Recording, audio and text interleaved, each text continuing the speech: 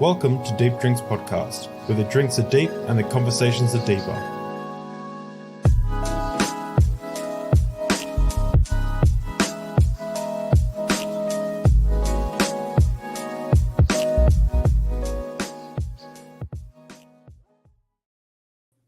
Welcome everyone to a special episode of Deep Drinks Podcast. We have a dear friend of mine on today, and it's going to be awesome. Before we jump into it, obviously we've got a couple announcements. First thing I want to mention is if you're not following us on podcasting apps and you like this stuff, make sure you go and follow us on the podcasting apps because it helps boost the podcast clout. And people have been enjoying it, which has been really awesome to hear, listening to it on road trips and things like that. The second thing I want to quickly mention is if you are listening on the podcast, you can go to youtube.com/deepdrinks. This podcast was recorded live. And so if you want to join in on the conversations, that's youtube.com/deepdrinks. The other thing I wanted to mention before we get into it, which I've just lost my notes here, but stay tuned for the end because we will have a very special thing that will be happening with my friend Oz. So without further ado, I want to welcome Oz, who is the founder of TANG, who co-owns it with his lovely partner who's in the comments section at the moment, Jenna, Black Female Atheist, you may know her as. TANG stands for the Atheist Network Group. TANG has successfully hosted a kick-ass conference or panel called Better, which is like a real-world meetup, which aims to better the discourse between atheists and religious folk. Oz is a former Christian who has just about seen, heard, and felt it all, his words, through his deconstructing experience. We're hoping that people can go away from today with some hearing a bit of Oz's story and also getting some advice for maybe that might help them in their journey.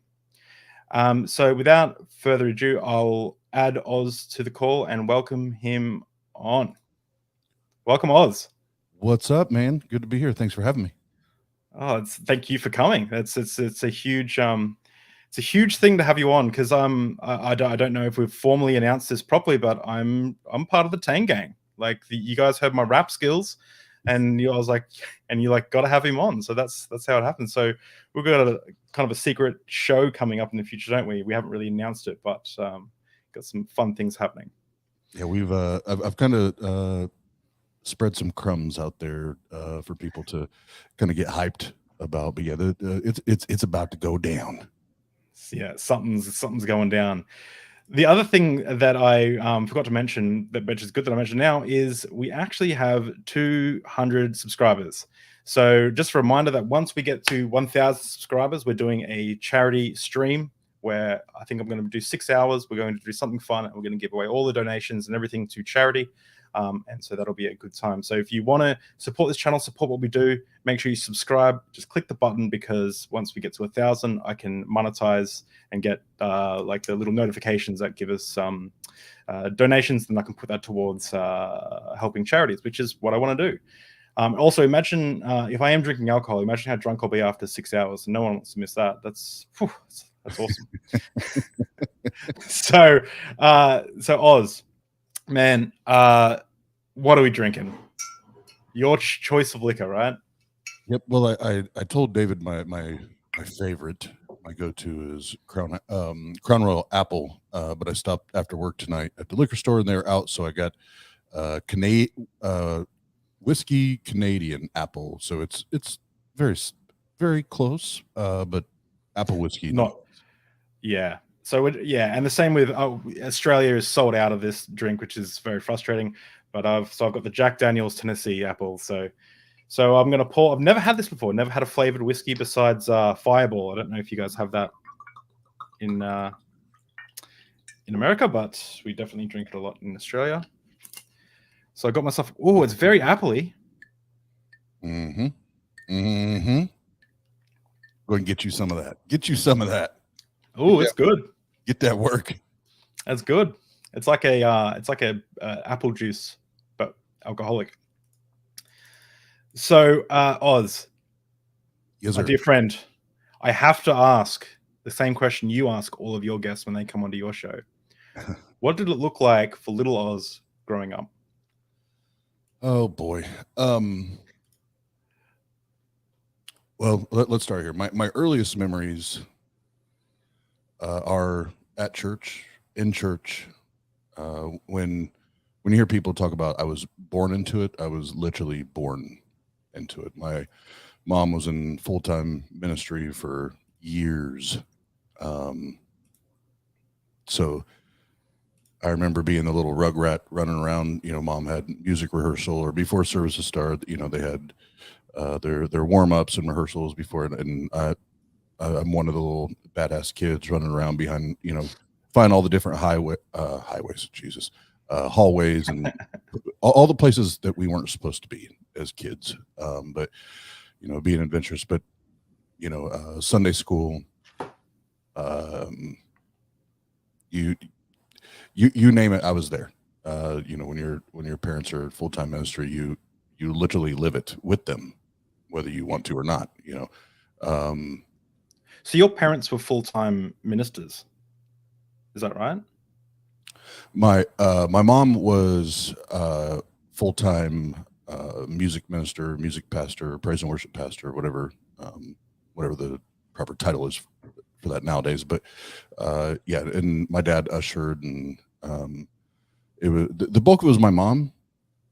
My dad, and I love my dad, and I say this playfully. Now, I think for a lot of that, he was kind of along for the ride. If he was here, I think he would agree with that now. But most of it was my mom, because if it wasn't music and praise and worship, and my mom wrote and released or distributed 2 Christian contemporary albums, like full-length albums. If she wasn't doing that, and part of this I'll give, well, I guess my mom and dad both, kind of the entrepreneurial spirit that I have. I take a little bit from both of them, but my mom was always a creator, not just with music, but also she started a quote unquote ministry in Kokomo, Indiana, my hometown.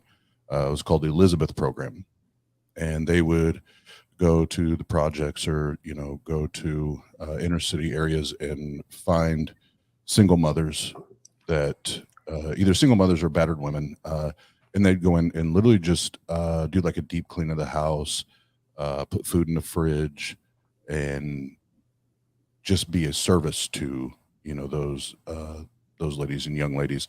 So if it wasn't that, then she also oversaw the dance team and the mime team, and so she definitely, now in retrospect, probably bit off more than she could chew, as far as finding that healthy balance between life and work, or life and ministry, whatever, and family. But that's all I knew, growing up, as far as church and things. Other than that, it was either church or sports, and there was no, like, it was, we were either doing one or the other. So I played baseball. I was an all-state baseball player here in Indiana. Played football, and if it wasn't church, it was sports, either like I said, baseball or football. And that's all I knew, growing up, until I hit about 12, 13 years old. And that's when, a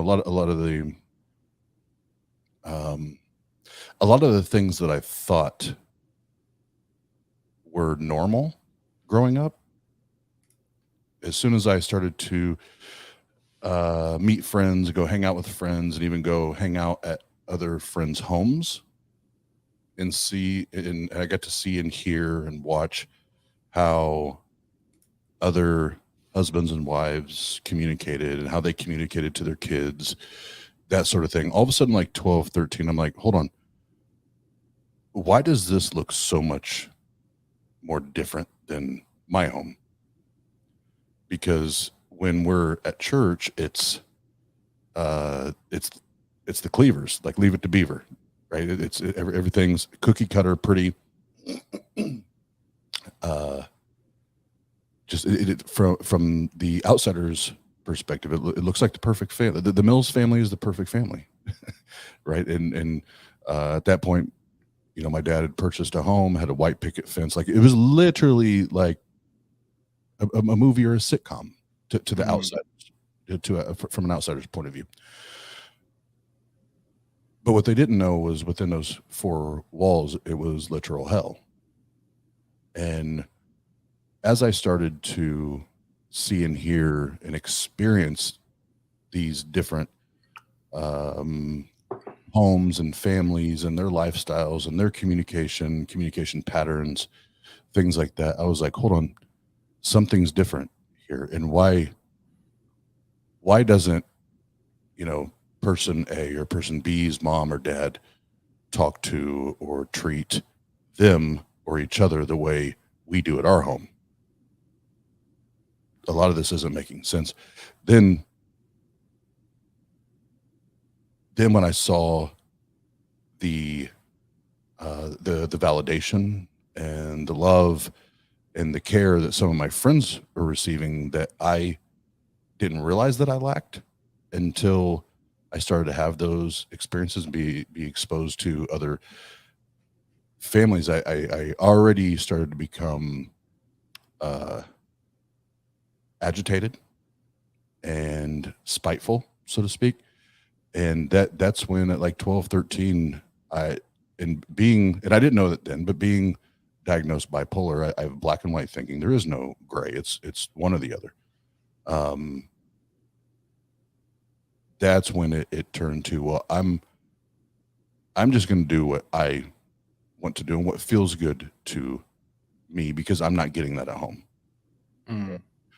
And I'll say this, and if you have any questions, we can, I'll let you ask away there. But that's when I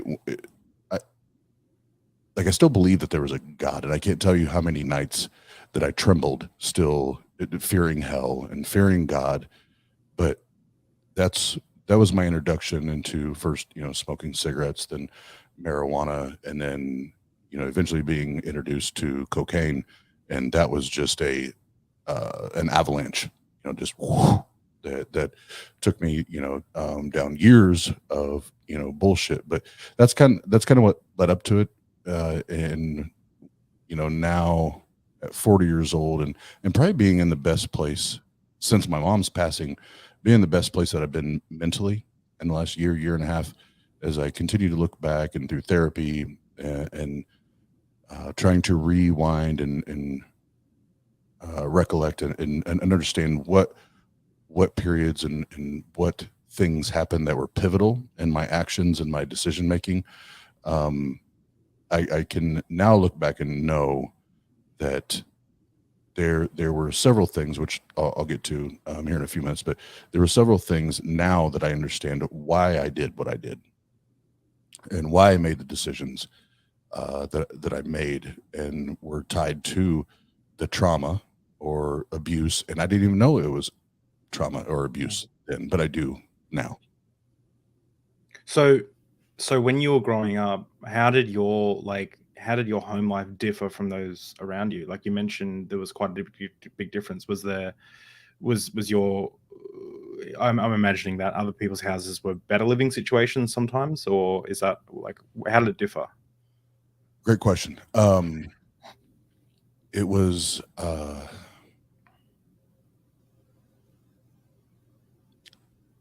the best word I can use is they and there were multiple examples I had as far as friends that I would go and hang out at their house and just be able to watch and listen. The family dynamic was much more gentle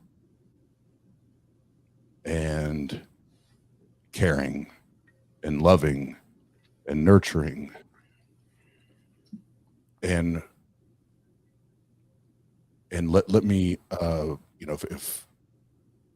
if I'm speaking as a parent, more of a let me help you, let me help coach you or guide you, rather than kind of the scripture. I would say my mom and dad probably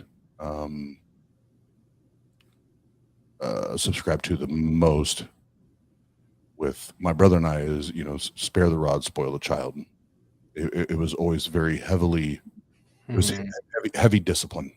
It was very almost militant, you know, and so there was very little.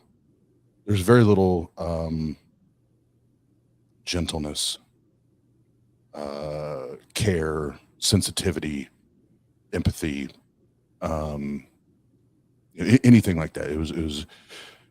It was much more, no, we don't do this, or you don't do this, and if you do this, this is what happens. These are the consequences. So when you experience that, and then you go and you start to again experience other family dynamics and your friends and how they talk to their parents and their parents talk to them, it's like, what? Well, hold on. We're my family is the Christian family. Why am I just supposed to be this good little soldier? Which is, when I look back at it now, that it's exactly was my mindset. Like, why am I supposed to be this good little soldier and just obey orders, rather than what I'm hearing and listening to and seeing here, where it's, okay, yes, maybe you did something wrong, but here's why we don't do this, or here's why you shouldn't do this. And again, like I always say about my own children, like teaching them how to think, not what to think, and, or you know, why or how you should respond or how you should behave in this circumstance, rather than just telling you this is how you behave. And there was never, you know, one of my favorite, I always say there's tons of, one of my favorite things my mentor taught me was the 3 P's in life: purpose, process, and payoff. What's the purpose? What's the process? How do you get there? What's the payoff? And I saw, whether they knew it or not, I saw the parents of the other families that I would visit or be around, and it was very much that, whether they identified it as the 3 P's or not, they understood, okay, here's the purpose. This is why we should or shouldn't talk to each other this way. Let's use that example. This is why we should or shouldn't talk to each other this way. Here's the process and how we get better at this and how we hold ourselves accountable or whatever. And the payoff is a more loving, nurturing, peaceful home dynamic, home atmosphere, which was so foreign to me. I grew up very, very accustomed to yelling and screaming and all the things that if it was 2022 and there was a YouTube channel about my family growing up, it would have been a shit show. Yeah, Daddy of 5 kind of vibes. It may have been worse. Oof. Yeah, that's not good. So I can relate a little bit, not to the extent, but I remember I moved up with my dad, and when I moved back to like visit, when I came back to visit my mum and my little brothers, the house was like, I got desensitized to like the way of communication, which was just to scream like, "Get off that chair!" And you're like, whoa, you're like the screaming was like, why do we have to scream about everything? And obviously you can see that sometimes in those situations it's like a coping mechanism that people build to deal with the painful situation that it is. So would you call yourself a Christian through your childhood up to like 12, 13? Did you ever come back to God after you went on your rebellious path? Yeah, I never stopped believing in God. That's there was, like I said, there were many nights or moments where it was still, you know, the trembling and the fear of hell, and also the fear of punishment, what I would get when I came home, you know, and before I go on with that, because I want to make sure that I'm fair in this. Did a lot of fucked up things happen in my home growing up? Yes, they fucking did. And I won't sugarcoat it. I won't mince it. I won't try to, take away from the abuses and the trauma that happened. That said, before I continue to go on, I want to be fair and consistent and say my parents. Well, first of all, my mom had me when she was just turned 17. My mom and dad were very, very young when they had me. I was the firstborn, and not only were they very young, they were doing the best that they knew to do. Even though now in retrospect it's fucked, but they were doing the best that they thought that they could do with what they were given, as far as religion and what they were taught, and what they observed and what they saw. And more so my mom came from a very, very fucked up, like my story is a walk in the park compared to what my mom's was growing up, so I always want to be fair and be consistent there. I know they loved me, and I know that they, my dad's still here, but I know my dad loves me and cares about me. I know my mom did too. That does not take away from or minimize what they did or did not do. But I for my own conscience and for integrity purposes, I want to throw that out there.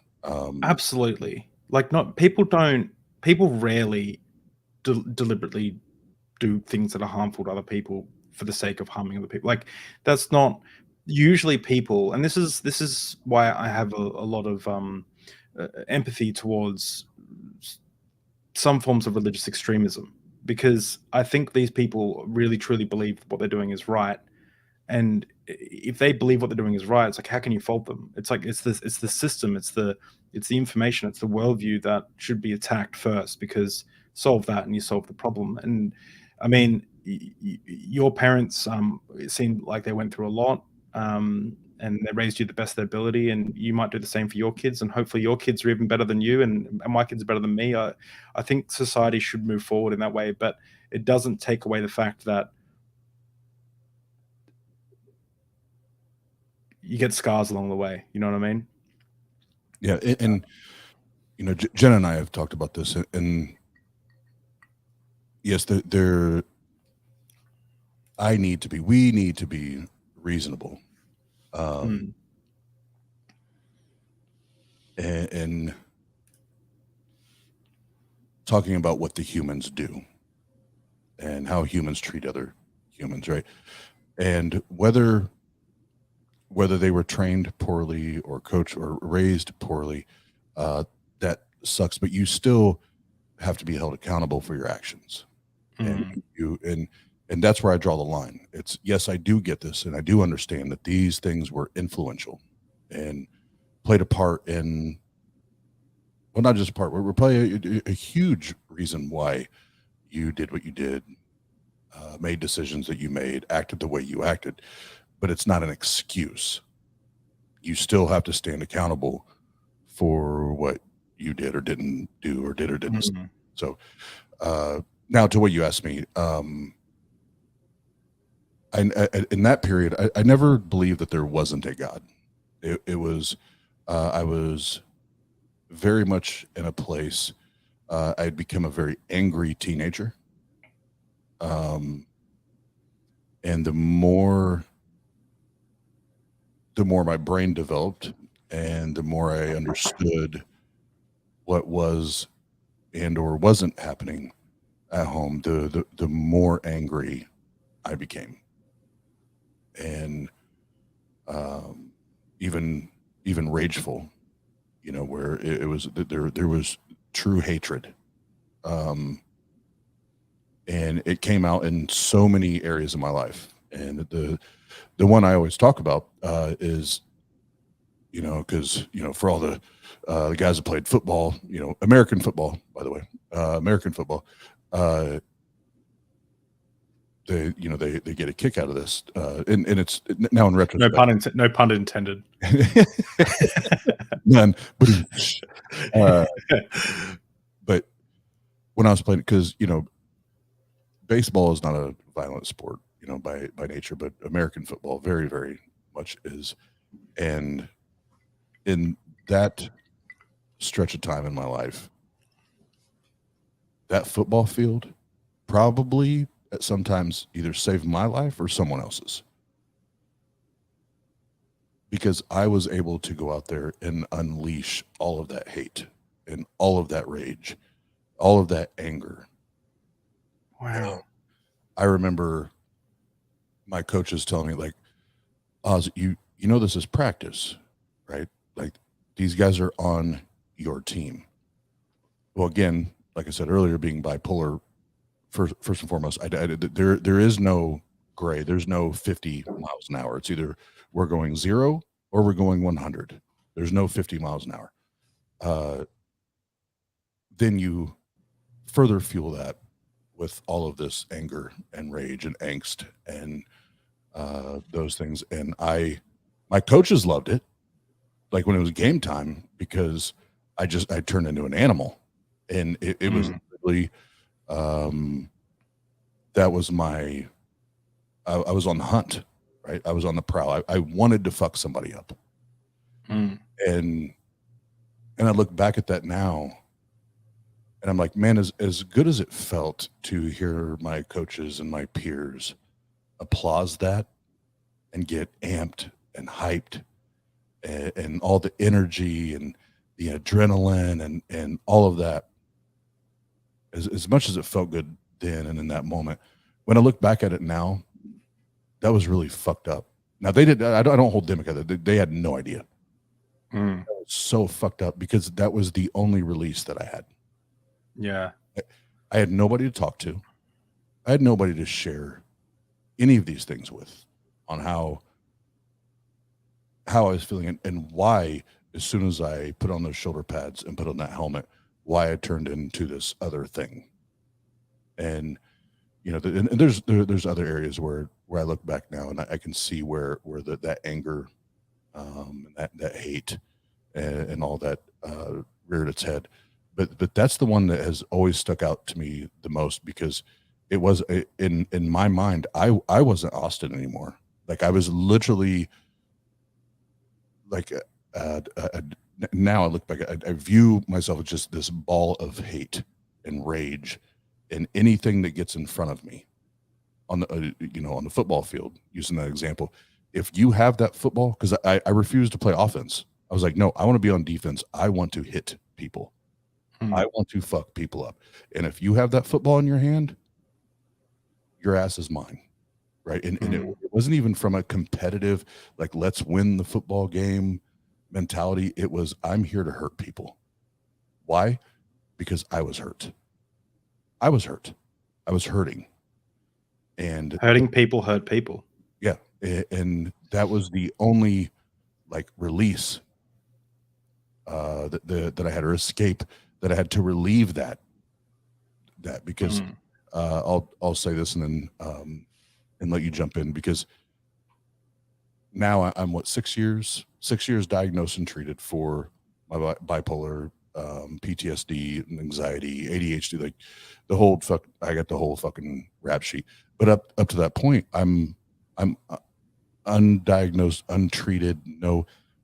So at that age, that was my self-medication. I'm going to go out here and just fuck shit up, because I feel like off of this field, that's all that's happening to me, is every day I'm just getting more and more fucked up. It seems, I'm glad, for one, that you're in treatment. You got treatment for your stuff. I was the same. I don't talk about. I've been diagnosed with obsessive compulsive disorder, anxiety. I don't have the washing hands OCD. I have the thought OCD. It's called pure O OCD.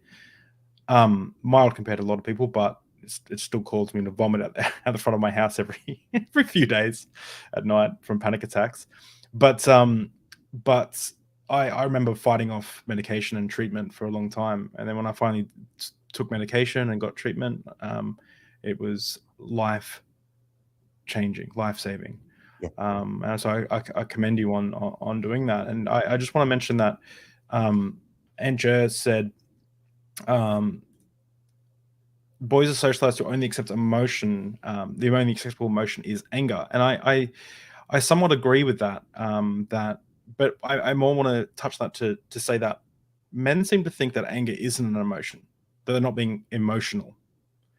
Uh, Anger is an emotional response. It is emotion.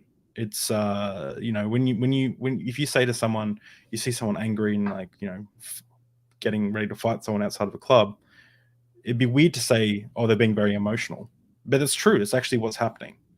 And I think that people deal with their internal conflicts and their cognitive dissonance and other things that are going on inside them by needing that release. And sometimes, and I think the best way to the idea isn't to treat the to stop you from being angry or stop you from being upset or stop you from being miserable or depressed, but first try and realize why you're being depressed and anxious. Maybe that's your brain chemistry. In which case, go through your own therapy. Maybe it's you're got a horrible living situation. Maybe it's you're not fulfilled at work. Maybe it's you're holding a secret that you need to tell to someone. It doesn't matter what it is. You should deal with those things. And I think that for men, anger, it comes out most of the time with anger. And if I can piggyback on that, because that's a great point. And Andrew, thank you for saying that, because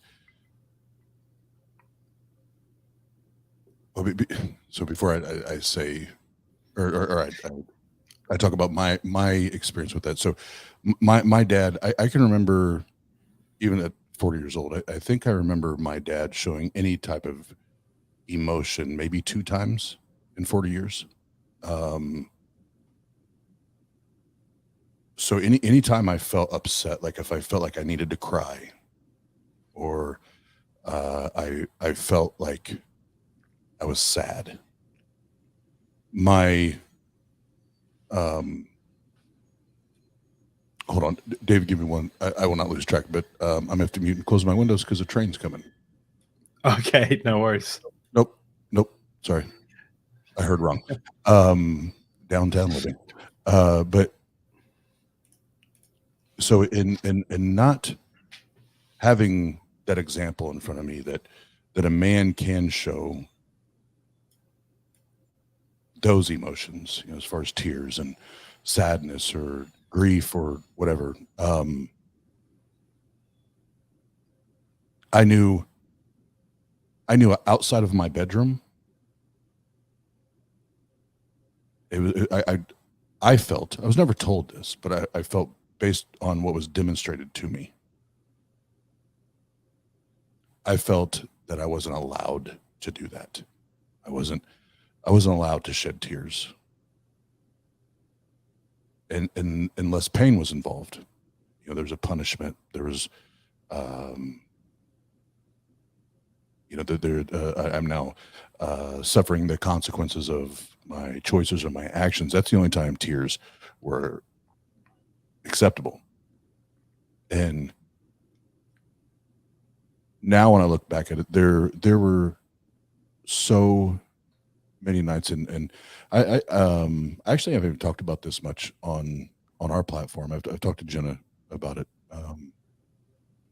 several times, if not quite a bit, but part of my PTSD has to do with my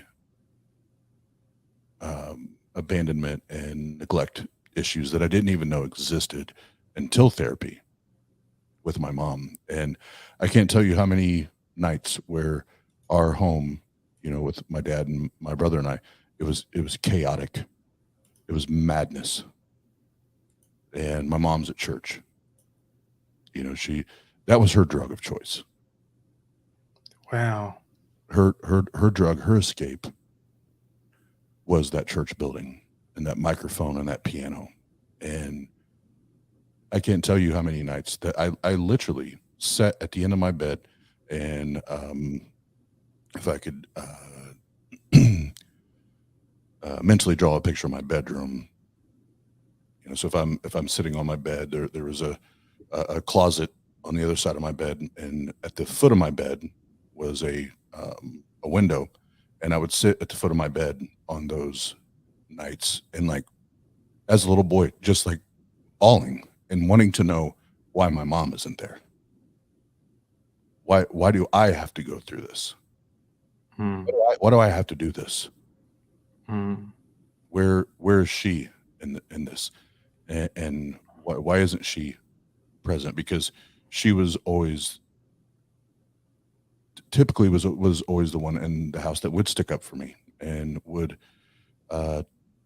take the whether it's verbal lashings or whatever, would step in the middle and take that. But the longer the years went by and time went by, I had less and less of that. She was there more and more. She was doing these other ministries more and more. And it was, why are you choosing to leave me here? You know the climate here. And you know how bad this is. And you make this decision to do your drug and escape this while I still have to live here and I still have to experience this. And yes, that fucking sucks, man. That fucking sucks when you're feeling that in the only place that you can feel those emotions and shed those tears. And how many times I punched a wall, punched my bed, and feel all of those things is when you're alone. That's not healthy. That's not okay. So for any mom or dad that's out there, if you listen to this tonight or later you stumble upon this, don't do that. Don't do that. Let your kids feel all the feels, not just the ones that you want them to feel, that you are the most beneficial or are going to impact them long term. Let them feel all of those things. Let them experience all of those things, because it will eventually make them a more well-rounded, more thoughtful, and more loving person. Because when you stymie those things and you inhibit those things, man, I'm example number one. They build up, right? They build up, and you help to develop a giant asshole. Well, the thing is, you've gone through a lot. Like like you said, you felt, tasted, you heard it all, seen it all. But from what I can tell, you're a fucking awesome person now, and that's why we have you on Deep Drinks, is because people want to know, like, how did you go through that rough childhood, parents in ministry? How did you then deconstruct your faith? What was the process of that like? How did you go? How did you survive it? The reason this is called the survival guide to deconstructing is because, like, it's not an easy thing to deconstruct, number one. Number two, it's not an easy thing to deconstruct. It's not an easy thing to go through what you went through. So how did you do it? What was the process like for you? How did you become the person that Jenna loves so dearly? Like you're from what I can tell, you're a good person. So how did that happen? Well, Jenna, I just said, I said hi. That's an inside joke. She'll get it. But okay. But well, to kind of give you, because I don't think you and I have spoke about this. So to give you kind of briefly how after yes, I just need to interject quickly. I'm trying really hard to keep it on track. Not really hard to keep it on track, but every time we do talk, we're fucking like a house on fire. We're making quips, we're laughing, we're joking and stuff. And I know that we can definitely do that. So I'm glad. Hey man, we're 40 minutes through and we're stuck on your story. We're not making, awesome. So apologize to anyone in the future if the alcohol kicks in and we just go totally off topic. That's what might happen. That's what we do on Deep Drinks. But please, Oz, continue. Yeah, no, it's all good. To lead up to that, so like I said, 12 or 13 years old, that rebellious, angry, hateful teenager started to rear his ugly asshole self, and I want to say it was about 18, 19 years old is when I was fully like introduced to cocaine. And when I say fully introduced, like had a lot at all times sitting in front of me. And I started off selling it and was making great money and making moves and doing all this. And shout out to the notorious B.I.G. He said it in the 12 crack commandments on his album, never get high on your own supply. And that is a rule in the streets that if that's a lifestyle that you choose, please listen to what the man said. Because as soon as you embark on thinking that you can balance selling and using, and not just using, but then becoming addicted, you find yourself in a lot of problematic situations. And I went from a recreational user to eventually having about right around an 8 ball a day habit. That's a lot. For those that don't know, that's a lot of powder. And September 13th of 2002. So my birthday is September 19th. September 13th, kind of a pre-celebration. About 3, 4, 5 of my buddies took me up, and I was still living in Columbus, Ohio at the time. And there they have 24-hour bars. Like, they never close. They just keep going and going and going. And we went and we were at that bar for damn near 24 hours. And I was on about a 2 to 3 week cocaine bender at that point. And what I mean by bender is no sleep, no food, just cocaine and alcohol. And I had this really wonderful idea that when I walked out of the bar, when we walked in, it was dark. And when I walked out, the sun was very, very brightly shining. And that's my last memory of that day.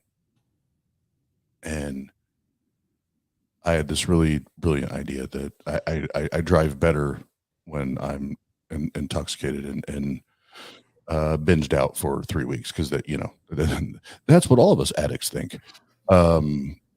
It's that old saying, your best thinking ended you up in jail or rehab or whatever, Yeah, and nice, and I see you. Yeah, but I attempted to drive home, and I was actually getting on the freeway, and obviously I passed out. I have no recollection, but the witnesses and the dump truck driver that hit me said I was already coming off the exit, doing between 65 and 70 miles an hour, already just getting off the exit. And I'd already passed out. He ended up T-boning me and slamming my vehicle up into a concrete divider. And it broke my shoulder, shattered my shoulder blade. And for those in the medical field, the shoulder blade is, like, I think they say it's like the second or third most difficult bone to break in your body. And if you were to see the x-ray, it literally looked like somebody just took a pane of glass and dropped it on concrete. Whoa. It was just shattered. And that's why, like, if you ever meet me in real life, and if I put my arms up, like, this arm will go all the way up, this arm doesn't go nearly as far up, because it's permanently dislocated from that, because I didn't have insurance. I couldn't have surgery to repair everything. Oh, geez, that's such a foreign concept for me. Yeah, and that's a whole nother topic. But Well, I promise that when we do meet in real life, because I'm sure that I'm gonna, like, next time you run a better conference or something, I'm gonna have to try and fly to America. I promise I won't try and give you a double high five when we meet. We can, as long as we keep it right here. Yeah, okay. Yeah, I had broken every single rib on my left side, like basically everything from like my waist up had been shattered, fucked up. I had collapsed my lung. All my ribs were broken. They thought I had brain damage. I was resuscitated twice. Once in the ambulance, and then once I arrived to the ICU. So you can imagine how, again, traumatic that is. Now, that one is 100% my own doing, obviously. And being an idiot, and an addiction, doing what addiction does is taking you down a fucked up path, with a fucked up ending more times than not. But when I look back at it now, it's even crazier to think about, because when I did begin to gain some consciousness and some awareness, and laying in the ICU, the first thing that happened, like the first time I kind of started to come around, I remember I woke up and my body was in shock, like because of the amount of pain and everything that happened, all the broken bones and yada yada yada. I couldn't move. I literally thought I was paralyzed. And that particular time that I kind of came to or woke up, there was no doctor, no nurse, no family. It was just me in that room, and I couldn't, like, I was trying to move and I couldn't move. I didn't know where I was at. I didn't know why I was there. Oh, jeez. And I'm trying to move, and I can't move. And I remember in that moment, because this is what I was taught and this is what I was told, I remember praying. I said, God, if I can get up out of this bed and walk, I will never do this again. Wow. I will never, ever do this again. And it was shortly after that, nurses in my family came in, and that's actually, it was shortly after that I coded out again. And it was quite a while after that I had consciousness and the ability to have and retain, memory. But I remember that. And then after the second time coding out, and when there's some type of, rationale, whatever's hitting me, all I know is now I'm surrounded not just by nurses and or doctors, but now my family is there and in full presence. And yes, I'm grateful that they're there, and they love me enough to be there, but some of the first things that I remember hearing is, Oz, the only reason you're still here, the only reason you're still alive, God spared your life because he has a plan for you, and you have a destiny to fulfill, and you have a purpose to achieve. And in that moment, in the moments following that, I'm 22 years old, 23, whatever it was. One, I'm still young and dumb. I'm still figuring shit out. I have a son that's not even a year old yet, or maybe a little over a year. Like I'm. You want to talk about traumatic, and now I'm trying to figure out, what do I do? What is the best thing for me, for my family, for my son? And I'm constantly being told that that this is the reason you're here. That you have this purpose. You have to, and as soon as I left that hospital, if there's, well, the one thing the rec did was save me from addiction, because I am now officially scared to death of any foreign substance that has any type of addictive traits or capabilities. I literally, if I go to a party, or which I very rarely do anymore, but if I go to a party or a bar or a club, and I even hear a mention of cocaine or anything similar to like an upper, which is what my choice drug was, I run, man. I'm like, I'm out. I'm out. Yeah. That shit almost killed me, you know. But I immediately, I didn't just go dab my toe in the pool of religion and Christianity again. I jumped in both feet like I did a fucking cannonball. Like, yeah. Like if you think about what's the kids baseball movie, Sandlot, where he's like cannonball. That was Oz. I haven't seen it, but I can think about it. I can understand it. Yeah, there's a chubby kid, and he's jumping. He's like cannonball. That was me into religion after that, and as much as like people know that whether it's late night streams that I do with reviewing content or DJing or freestyling, or it's, you know, interviews, the late night, like that's always been me, even before YouTube was a thing. And it was like I would spend like 24 hours just reading Romans and breaking down Romans, reading Corinthians, breaking down Corinthians, and that's just the way my brain works, right? When again, black and white thinking. When I jump in, I go all the way in. So now I was indoctrinated, born into it. Now I'm re-indoctrinated into it.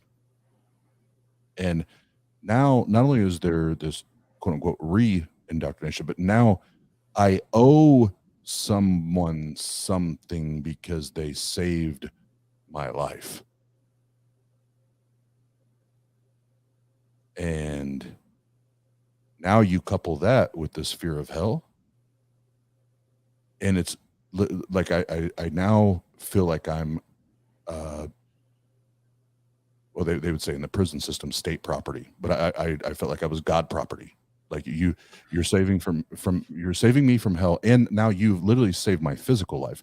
I'm God property. Like I am not my own, as Paul said. I'm a dead man walking. And what else am I to do with this life? But then, but to pursue this. Then, did you feel like my brain in that situation? My brain, and I've got, you know, OCD, like I mentioned, but my brain would go to, if I move even slightly off the path of God's will for my life. In fact, I used to just think this anyway. I'm dead. Like I'm dead, or something might happen, or I might not be protected. I used to, in ministry college, I used to say, covered by the blood, covered by the blood, covered by the blood. So we do risky things, go covered by the blood, covered by the blood. Did you feel like because you kind of made that promise to God, did you feel like that if you ever maybe stopped attending church, or maybe stopped doing what you felt called to do, that you were dead? Or God would remove protection or something?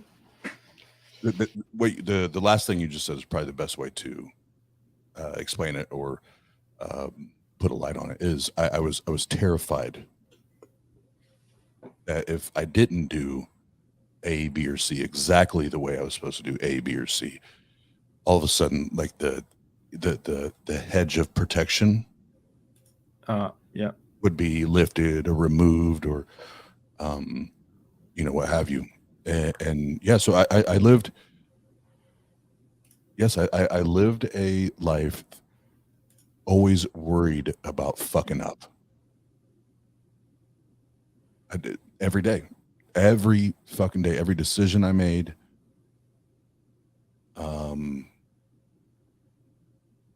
It was constant anxiety. And am I doing or saying the right thing?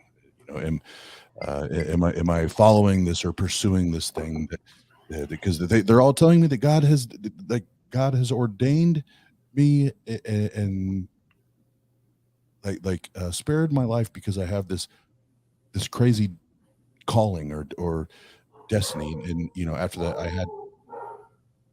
I can't tell you how many pastors and prophets that preached, prayed, and even prophesied over me that like I was going to be similar to the Apostle Paul, and that I was going to be one that travels the world and helps to plant new churches and grow new churches and blah blah blah blah blah. And I'm like, I never signed up for that. I don't even know what that fucking means. But because I feel like he's saving me from hell and he saved my life, I feel like I have to act accordingly and behave accordingly, and be this best Christian that I know how to be. And so there was I will say about 9 years, 10 years after that, going into my 30s, where it was a relentless pursuit. And it's in that time frame really that I really became more knowledgeable of the Bible and text and theology and doctrine and those things, and just started taking more and more classes on it and studying. And I'll say this real quick because it's really not that pivotal of a moment, but now, and when I look back at it, it did, because there's the little things that, if you think about like somebody's windshield on a car, like sometimes you just get a little like tink, like a little pebble hits it, and it starts off where you can just see the little mark where the pebble hits it, right? But then eventually that thing starts to spread. Yeah. Right? The shatter effect, or whatever you want to call it, like the thing starts to get bigger. The pastor of the church that I was at, not only was my pastor, but was one of my Christian mentors, and he taught the classes that I went to. He was one of those that prayed or prophesied over me, and even prophesied over our hip hop group, by the way, our Christian hip hop group. But he found himself smack dab right in the middle of a sex scandal. And wait, like, was he a participant in this sex scandal? Accused. Okay. Yes. And I'll for time and staying on topic, I'll just say yes. Accused. And yeah. When that happened, and now when I look back at it, I was like, God damn, man, all the evidence was there. But because formerly this same pastor had the entire church, for those that wanted to do this, they had like this, they literally like created or purchased like this, like it looked like an ancient scroll, and you signed your name on that scroll if you were committing yourself to that house and that. Oh, that's so, it's fun and cringe at the same time. Like it's crazy, bro. It's fun. It's fun crazy. So that's the same pastor, right? So and I still have a song. I might have it on, I don't think it's on this computer, but I actually wrote a song like in my, again, my mom as a Christian artist was a very like front lines of the battle, like spiritual warfare. She was that kind of artist, right? Yeah. And obviously that bled into my writing, my music, because that's my mom when I was doing Christian hip hop. And I remember I'd even written a song like in defense of our pastor at that point, because I was like, this is bullshit. Blah, blah, blah.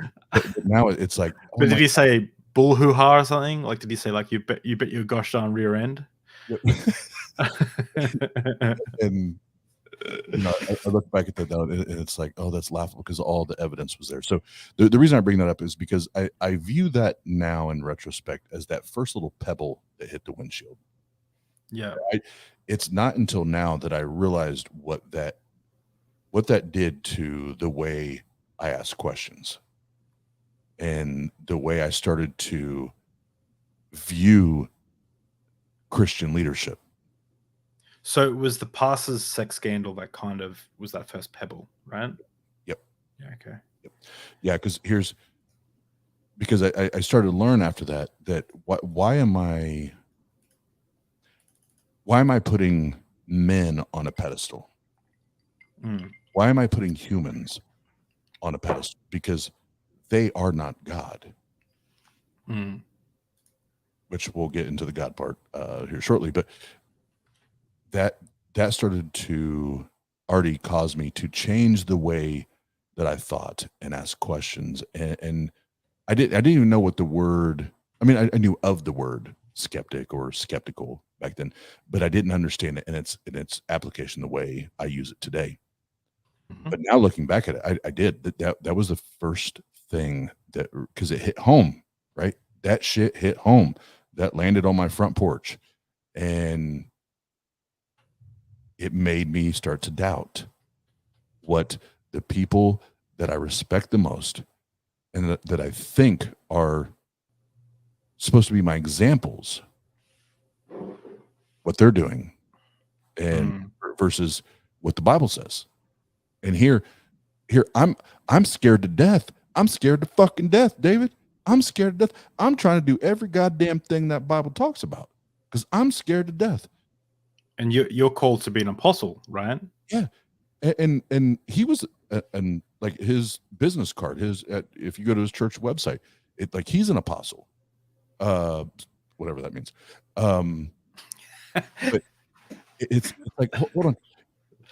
I'm literally scared to death, and I'm trying to live out and walk out this Bible the best and the most accurately that I can, like the most dogmatic approach that you could possibly have. Meanwhile, you're coaching and teaching and mentoring me, and you're out here banging. Yeah. Come on, bro. Come on. I know. And it sent my head into a whirlwind. I don't understand people who can't be dogmatic with their religion. I don't personally understand it. I was a little bit like you, where I didn't the second half of your life. I don't know how people could be like, oh yeah, there's a heaven and there's a hell, and most of my family and friends are going to be burning in hell forever. But oh, do you want Family Guy? Like, I don't know how someone isn't like panics and like, not panic, but like trying to do everything they can to, this life as a doormat, wipe your feet on it before you go into the afterlife. You want to bring as many people with you. I don't understand how people can say, oh, I believe this is all true, and not have read the whole Bible, or not have read, or not have pray. It's, to me, it makes no sense. But I have to say, Oz, I'm sorry, man. I think that was a true prophecy. I just looked up the definition of apostle, and it's a vigorous and pioneering advocate or supporter of a particular policy, idea, or cause. Tang Gang. That's it. Maybe that was your life's mission. Tang Gang, the Atheist Network group. You're the apostle for the Atheist Network group. I'm the Apostle Oz. Oh, Apostle Oz. We need to get you a little like Pope's hat, like a Pope's hat and robes. The next Better Conference, if I don't see you on stage as like Apostle Oz I'm gonna lose it. We need to get someone onto that now. That's an important thing that we need to do. It's your calling, Jenna, cue up the new visuals and the new marketing material. Yeah, it's so good. Apostle Oz. Jizz Oz.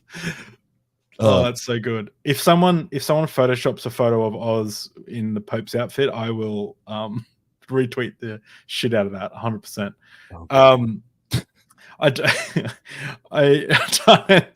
Okay. So there's so many things, there's so many tangents. I was going to save this for the end, but let's have a fun aside. Who are the best Christian rappers? I need to know. Like, I've got my camp, but I need to know who you think the best Christian rappers are. And I'm not talking like, DC Talk or someone who you're like, oh yeah, they're also Christian. I'm talking about like crazy, like, people. Hold on. and again, Jen will get this. She can explain in the chat. Window, he just said DC talk. I don't get it. Did you hear that? No. Windows. He replaced God. That's my imaginary friend that I talk to when I'm Okay. baffled by what someone says. But my favorite. Well, let's say so. I'll give you my first like two or three like actual like seriously my favorite Christian hip hop artists, and then the three that I think are just like, why the fuck did anybody let you into a recording booth? My all time favorite is Emmanuel Lambert, or his stage name is The Truth. Okay. I felt like he revolutionized Christian hip hop as far as about the same time that Jay-Z's like Blueprint album, a little bit before that, what was banging off. He was a shit. And then the other is someone that hopefully here in the future we're gonna have on our on TANG Gang, and that's Fanatic from Cross Movement.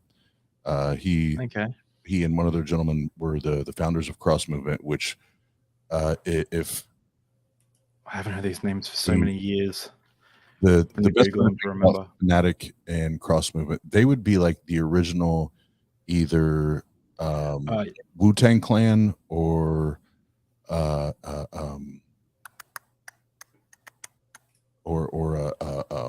Limit. They'd be No Limit or Wu-Tang, depending on who you're listening to. It'd be that, and then number three. Probably a lot of people, even Christians, probably aren't familiar, but the dude is ridiculous. Mars Ill. Was a Christian hip hop artist. That dude is, I don't know if he's still writing today, but that dude lyrically was a fucking genius. Yeah. As far as the other ones that should have never stepped in a booth or even. I'm hoping you're not going to say who my favorite one is. Go. Behind a goddamn microphone. First of all, if you've ever heard of T-Bone, just throw that shit in the trash and do an official church burning. Like burn that shit to the ground. It's bullshit. You don't want to hear it.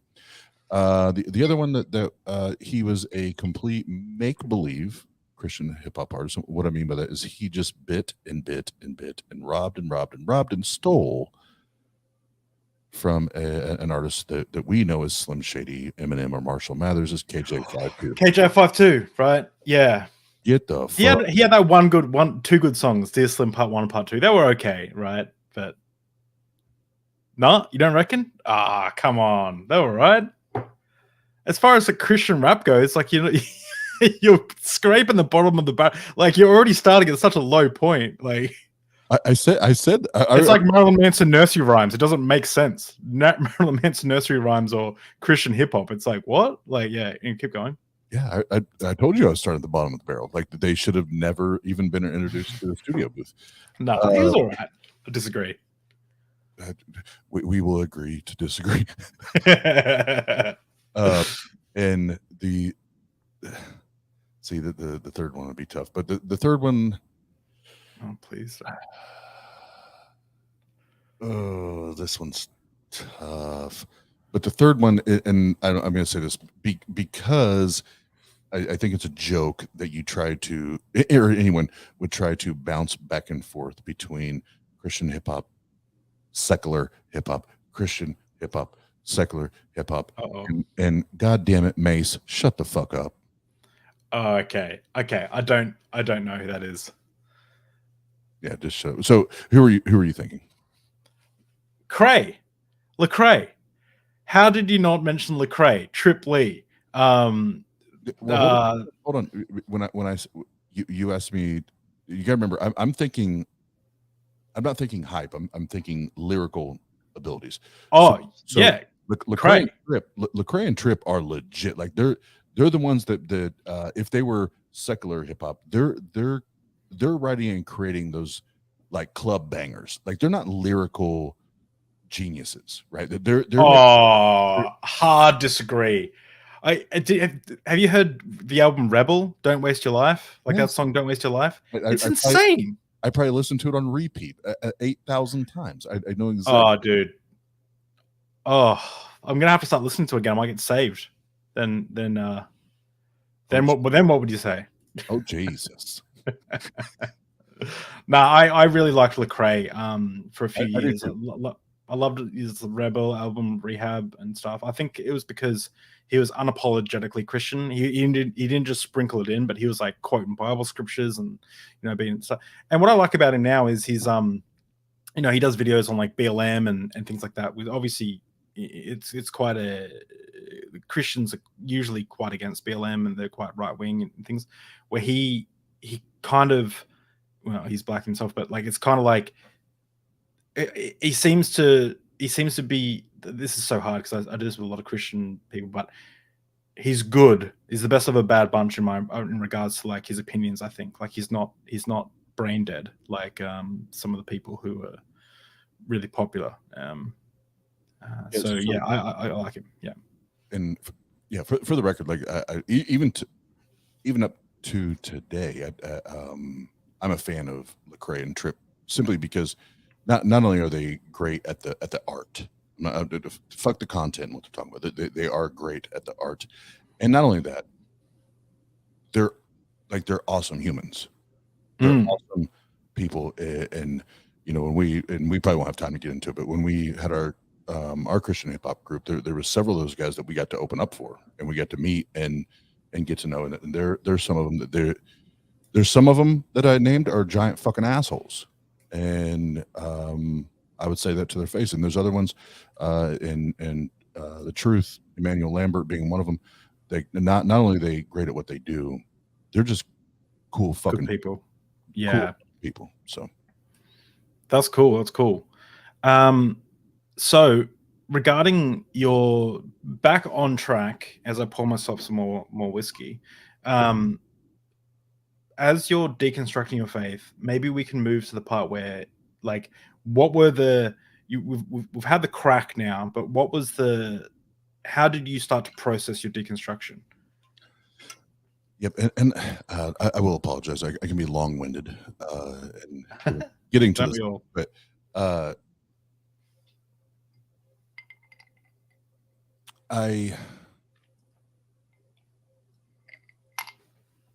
so after that crack in the windshield, I had several years where like still going to church and doing those things, but I wasn't nearly as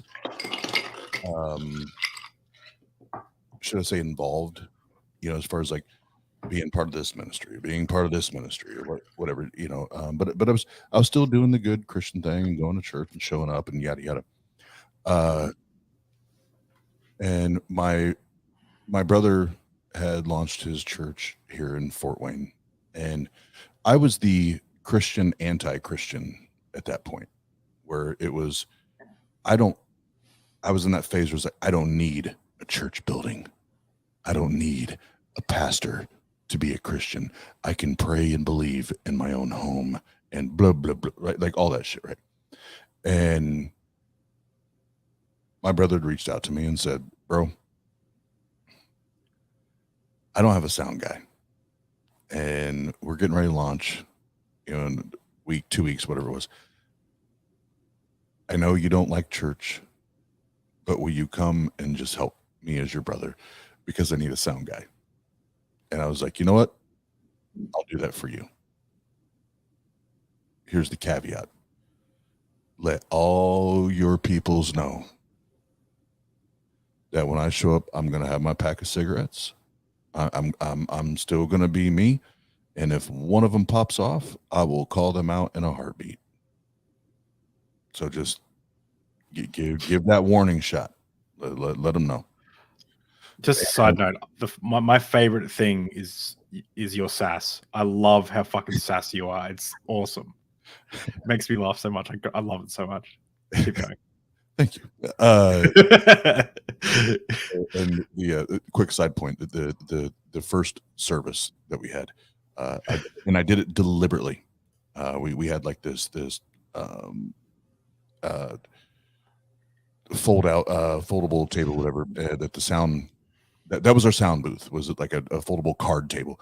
And I put the case with the soundboard shit on there, and I threw my pack of Newports on the table, like just as I wish a motherfucker would.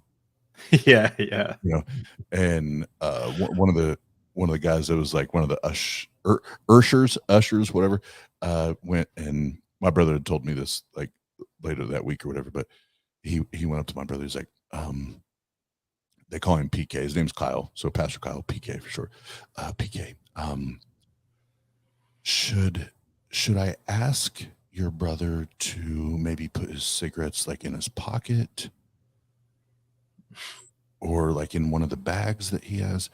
Like, should I do that? And Kyle was like, nope, don't don't say a word. Yeah. Just leave that shit right where it's at. But anyway, that's Yeah. that's They should have just quoted Romans 4:3 where it says, "Thou shalt not smoke darts." That's what it says. So that's verbatim. Yeah. Verbatim. That's a funny side point. But anyways, so I started there, and the more I was there, and the more love bombing that I received, the more I felt myself like I missed this community thing, and I missed this embrace, and I've never really played, like, even when I played sports, I never did like solo single sport. Like, it was always a team thing. I've always appreciated that team dynamic and building together, and that started to draw or woo me, back. And next thing you know, I go from just running sound and being the angry Christian, anti, organized religion Christian, to where now all of a sudden I've went full circle again, and now I'm fully involved, and now I'm the full-time drummer. And not only am I a full-time drummer, you fast forward a little more, I'm overseeing I am the small group leader. Like, I'm overseeing all the small groups. I'm now an assistant youth leader, director, whatever it was.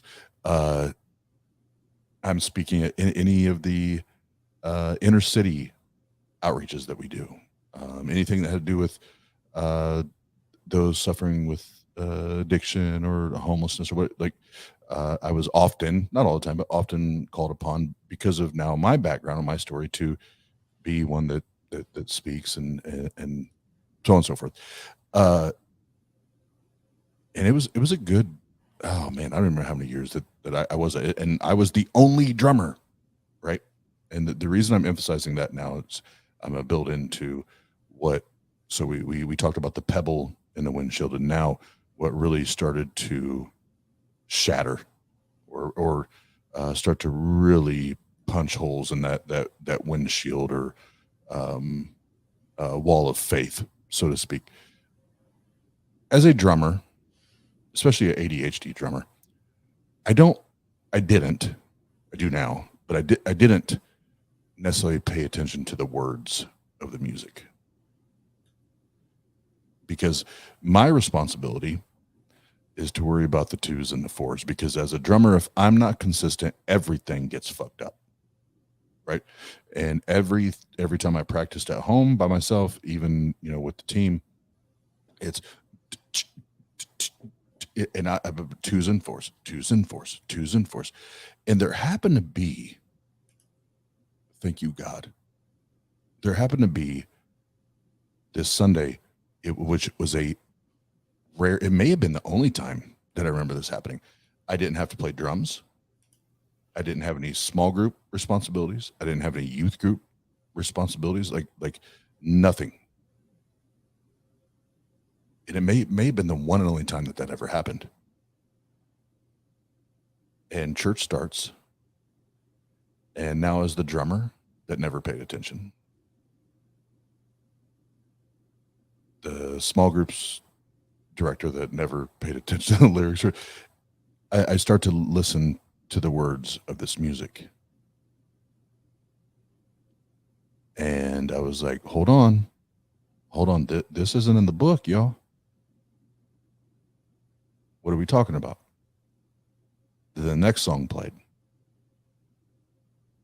and I literally remember feeling myself like start to, you when you're getting frustrated, anxious at the same time, like your body, like you start to like tighten up and flex, so to speak. I felt my body. It was like, whoa, what are we doing? How did I not know this? And part of me was like, I felt irresponsible because here I've been playing drums to this shit for fucking years and never really paying attention. And I'm like, this shit's not in the Bible. Then the third song, final song they played, I'm like, this shit for sure is nowhere in this book. What was it? Oh, it was. Well, I think you and I kind of joked about this before, but it was almost like lovemaking to God. Like there was no scripture. Oh, yeah. I'm in love with you. Yeah, that kind of stuff. Yeah. Yeah, I want to rub you or love you or and I'm exaggerating right now, but Yeah, okay. just this weird shit where it was like, this isn't in the book, man. And my mom was a former praise and worship, like she drilled Psalms and Proverbs in Psalm and Proverbs into my brother's head. This shit's not there. What are we doing? And then I remember my brother got up. They did, tithe and offering, all that. And I don't remember what the exact scriptures were that he used. And I do know my brother well enough. He would never get up and just purposely like share like bullshit and try to build things upon bad eisegesis, right? Like he wouldn't go out of his way to do that. But he shared a scripture, then shared another scripture, and it was like a smack in the face. It was like, and I was like, hold on, bro. You shared this, but what about this scripture?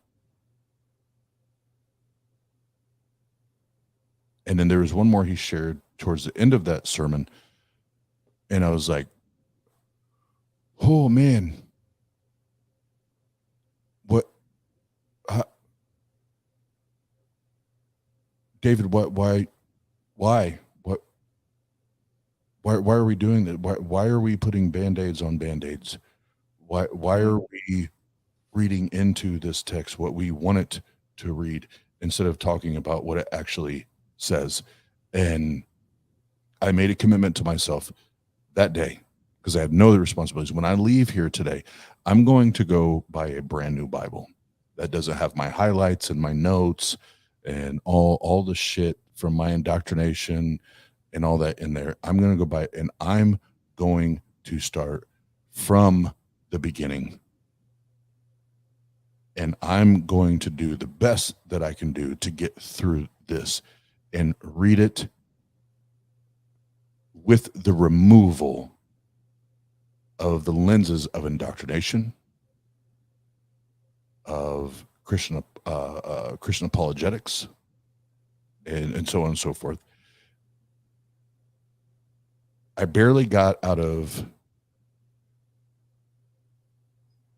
numbers, maybe a little further, but barely got out of numbers, and I'm already, my brain is already melting because now I'm not, I'm not applying all this bias where it's like I'm not just reading the Bible and then books written by biblical theologians or historians, so they call themselves. But now I'm starting to compare and contrast it to those from the other side, and I'm like, oh fuck.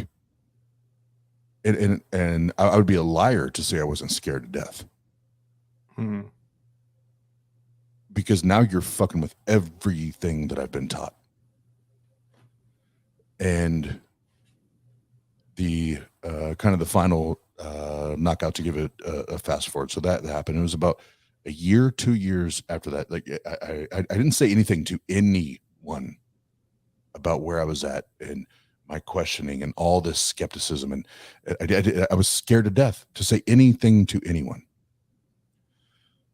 And then my now ex-wife, the mother of my children, we were going through our divorce, and I'd got an apartment here downtown, not the one I'm at now, but a different one, and this was the Mike Tyson knockout punch, like all the walls, all the faith, all the bullshit crumbled. I'm trying to pursue truth, and I want to believe more true things than not. And that's a bad sign. You shouldn't do that as a Christian. it's First, you fucked up. You should just believe in your heart, have faith. God just wants to love people, etc. absolutely, and this is usually where the story ends. It is.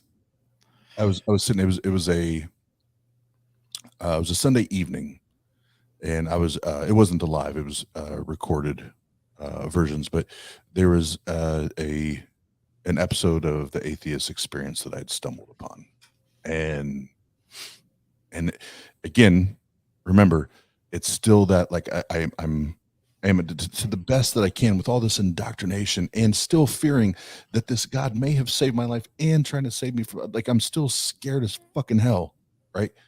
And there was three callers. There was the first one, the middle one had nothing to do with it, and then a third caller called in, and quickly, and I'll wrap this up. The first one called in, and they talked about Hosea, I think it's Hosea 11, and they said, well, the caller called, and Matt Dillahunty brought up Hosea 11, where the child's head is smashed upon the stone, and the unborn babies are ripped out of the mother's wombs, and there's other atrocities in there. And David, I remember like it was yesterday. I remember I was like, I hit my space button. I was like, pause. This dude is full of shit. This is not in the Bible. He is making this shit up. This is bullshit. So what do? I have my little NIV. I open my Bible. I go to the scripture reference that Matt had provided. And again, I'm by myself in my apartment. I pulled up, I read it. I'm like, fuck.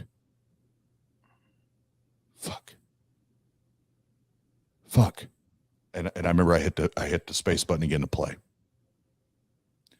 And there was a caller after that one. And like I said, that one wasn't meaningful or impactful in that. But then the next caller called in, and Matt did what one of his best arguments as far as the way he approaches it. He went straight to Exodus 21. Yep. And I had never heard that preached. I had never heard that taught. Who would preach that?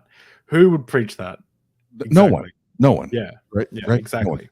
And I remember, like, David, I remember in my living room in my apartment, my 1-bedroom apartment. Again, you would have thought that after the first one, I would have learned my lesson. But after that one, I'm like, fuck this dude, this bald-headed motherfucker. He just hates. I know so many people who the first time I show him, they're like, yeah, like, no, I don't agree with him. He's an arrogant asshole and whatever. I'm like, oh well, do you want to talk about the scriptures? No, he's so. I was like, this bald, he just fucking hates God. He just hates God. This is not, again, remember, I already said this about the first one. This shit's not in the book. I've never read this shit in the Bible. I've never saw this shit in the Bible. So again, I hit the space bar, I pause it, and I go to Exodus 21, and I read it 2 times. And it was at the end of the second time that everything fell apart. Everything fell apart, because I had to ask myself, is this what I'm believing in? Is this what I'm aligning with? Yeah. And not only that's the most fucked up part. But am I willing to attribute my life to, give my life to, sacrifice my life for? You're sacrificing your humanity. Yeah. Just for those who don't know, Exodus 21 talks about slavery, how you can own slaves, you can beat them as long as they don't die within a few days, and how you can keep them forever if you drive an awl through their ear and keep away their family from them. Yeah. Right. And do I want to dedicate my life to that? And do I want to represent that as someone where majority of my friends are not me? They're not cis white 40-year-old males. You know, do I want to first and foremost represent that? And do it? Is this what I want to teach my kids? Is this what I want to pass along to my children? Is this type of hate and bigotry and just shitting on other humans for what? God? Right? And I remember like it was yesterday. I sat back because I was on my sofa. I sat back on my sofa and I was like, that's it. There's no good reason to believe this. There's no good reason to align with this, because any God, any religion, any whatever that's going to promote this and justify this, I want nothing to do with. I want nothing to do with. And that's when I'll wrap that up for a more on a more humorous note. But that's when the atheist asshole was born. That was my original screen name. It was not. It was my childhood nickname. It was when I came out. I was the atheist asshole because I was like, fuck all of you. But yeah, that's when everything fell apart, bro. It was all by myself in my apartment, and you know, Hosea 11 and Exodus 21 being shared like that, which I'd never heard. Fucked my entire world. It's I feel like everyone goes through, when they first become an atheist, they go through what I like to call it's like not like debate bro, but it's like edgelord atheist. Like there's like an edgelord atheist days. You go through like 2 years of being an edgelord atheist where like you like love to like snicker at like religious people and like quote things like, it takes a good man to do good things and a bad man to do bad things, but for a good man to do bad things, that takes religion, and just stuff like that. You're like, yeah, atheist edgelord, yeah. I feel like everyone goes through that because you're told this lie, right? Like you're told this thing, and then what's more frustrating, and this is, I'm not sure if you dealt with this yourself, but you're like, okay, like there's some subjects in the Bible that talk about slavery. We believe in the God of the Bible. Therefore, either the Bible is wrong, or like it's not accurately representing God, or we should own slaves. Either way, I've got to correct something. And then you go talk to someone about it, and then the answers they give you are ridiculous. That was for a time, but also God hates F slur. God hates gays. That wasn't for a time. But slavery was for a time, divorce was for a time, we're forgiven. I had a lady who'd been divorced like 3 times I lived with, and she was getting married. She ended up getting married to a Nigerian prince, and she lost like hundreds of thousands of dollars, legitimately. And when I asked her about divorce, she said, no, because on the cross, Jesus said, it is finished. And then I was like, okay. And then I was like, but like you told me to throw out my video game that had witchcraft in it. It was the Skyrim expansion. I literally snapped this brand new game that I had and threw it out because it had magic in it. And I'm like, this is interesting. So for me, it's so frustrating. And I'm sure you experienced this, where the people you go to talk to about this shit that's in the Bible give you the most dog shit non-answers, or the other thing, women not having authority over a man and not speaking in church and shutting the fuck up and only talking to their husbands. That was for a time. That's not for now. Joyce Meyer, amen, praise the Lord. Oh, look at her beautiful plastic surgery-ridden face. It's praise be the Lord. Like, do you know what I mean? Like, it's the battlefield of the mind. And then you're like, okay, so can gays get married? No, that's not. God destined it to be a male and a female. Fuck off, like, you homophobic racist, bigoted, smooth brain, knuckle dragging piece of shit. Like, you're not preaching the Bible anymore. You're preaching your own morals that you pick and choose what biblical morality you like to use with. Fuck. Normally I rant at like 40 minutes in when I've had some alcohol. Obviously that rant's at like an hour and a half, so it's a bit more spicy than normal, but yeah. Well, and let me no, because now you're just gonna tee me up. So this is what I'll say. Up, baby. There, I don't give a fuck. And let me make sure I'm clear. I don't give a fuck what time frame, what cultural time frame, what period of life or period of history that someone may or may not have grown up in or experienced. I don't care where you come from. Owning people as property is fucked.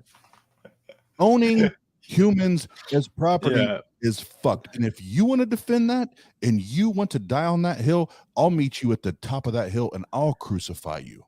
No, Oz, you're mistaken. It's just I'm owned by my employer. Then fuck your employer.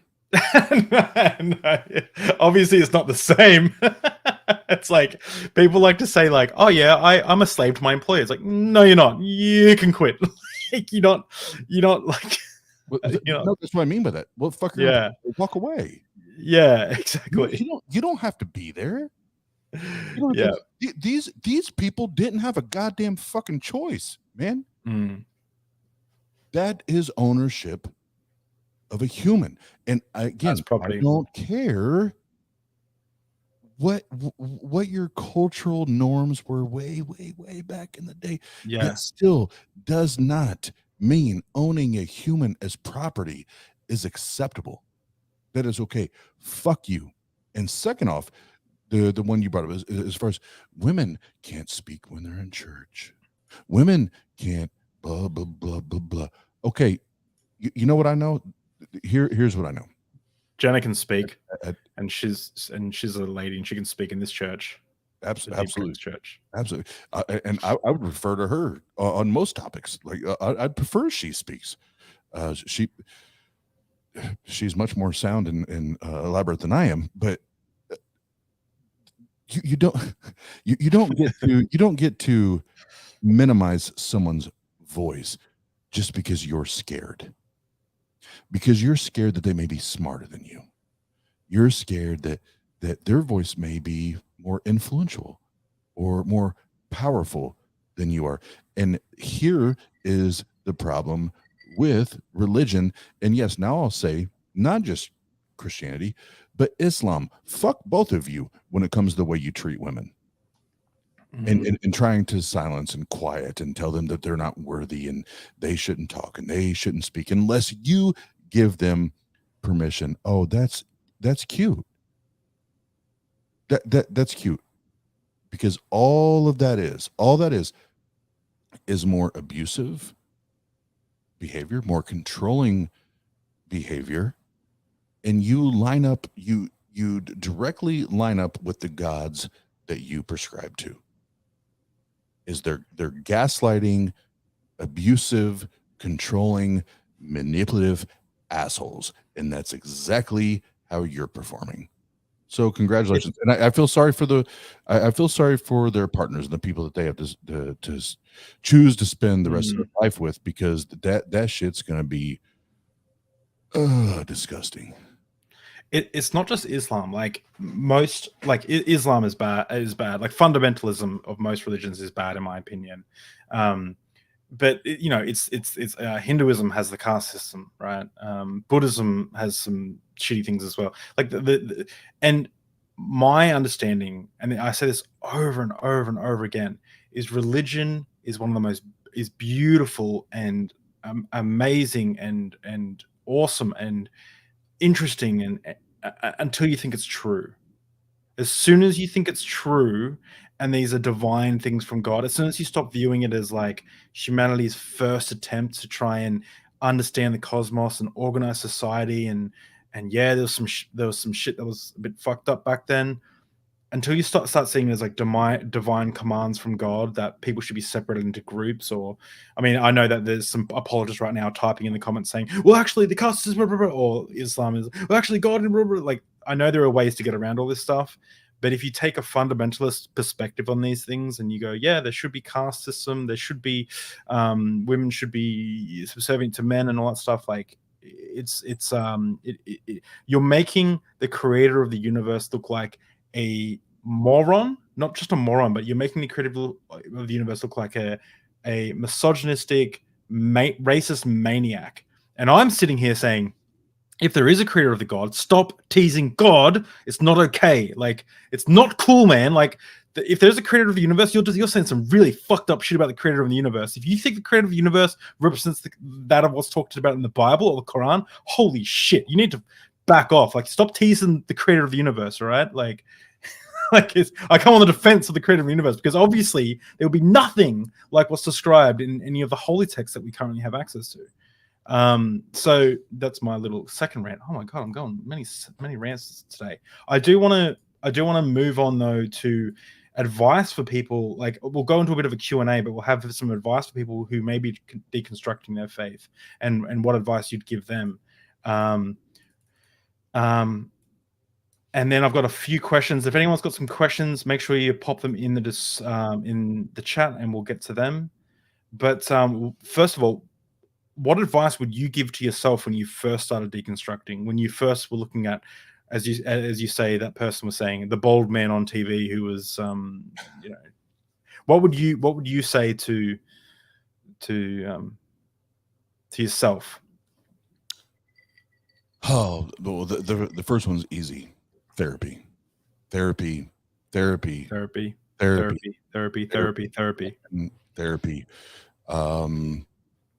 Proper medical therapy too, not like your church counselor talking to you. Like, no, proper. Yeah. Oh, no. Yeah. And let me make this clear for those listening now, or you listen in the future. So TANG Gang, the Atheist Network Group, our YouTube channel, we have access to several, not just secular, but atheist therapists, and they do remote sessions. So if you in your area you can't find it, please by all means hit us up. The email is tanggang@gmail.com. Please, I want to send you in that direction, because if you think you're going to get honest answers from a therapist, or honest insight from a therapist that has their own religious interest in mind, you're out of your goddamn mind. It's not going to happen. The bias will protrude. It will show at the end of the day. There's a link here that Jenna put up. That's the link. Also, links will be in the description. I'll put them in after the fact for those people watching. Someone from my Discord server who I'm friends with, Mr. Bootleg, also asked before, what about the claims that atheist Tom Holland, that by atheist Tom Holland, that Christianity helped abolish slavery? So they asked that before.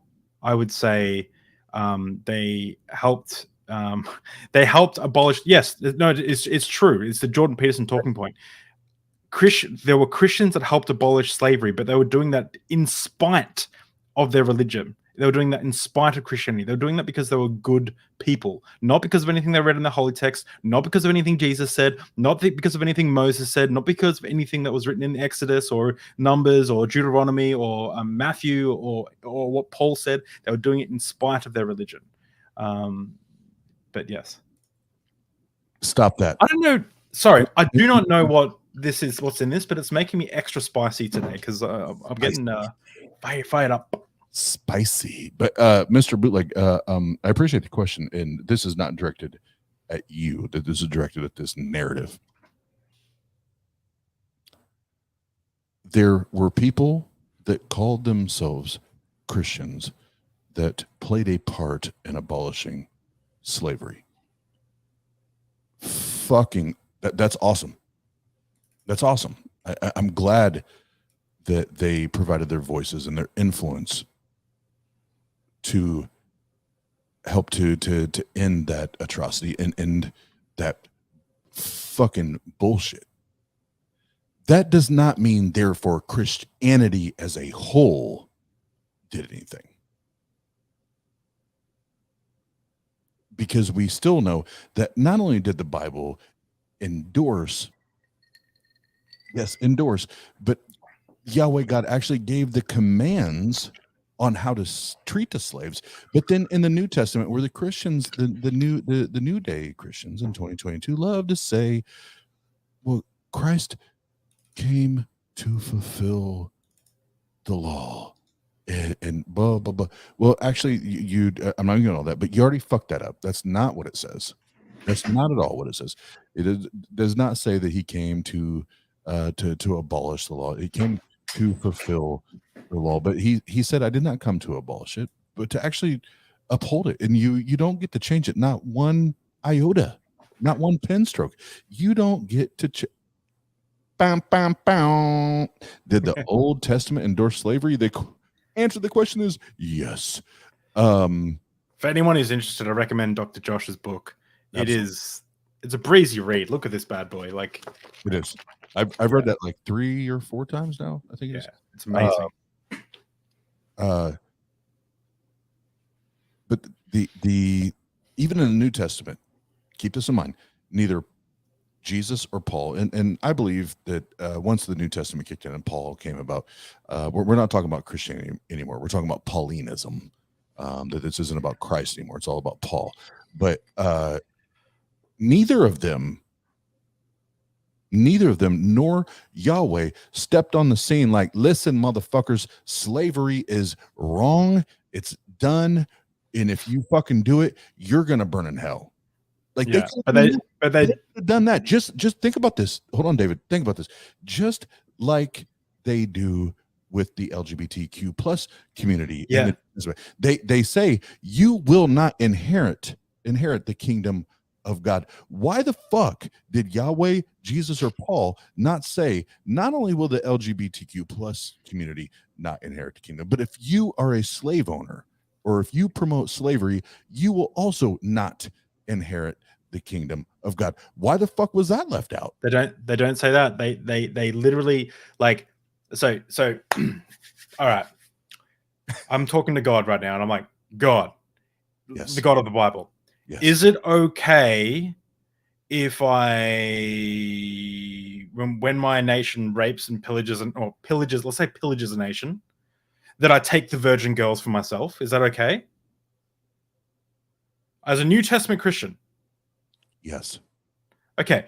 So once I've taken the virgin girls for myself, and I've kept them as slaves, they're, as long as they're not Hebrews, do I own them for life? Yes. Okay. All right. Now, next subject. I'm not sure I'm too into my wife, but there's this dude down the road named John, and I kind of love him. Is that okay? No.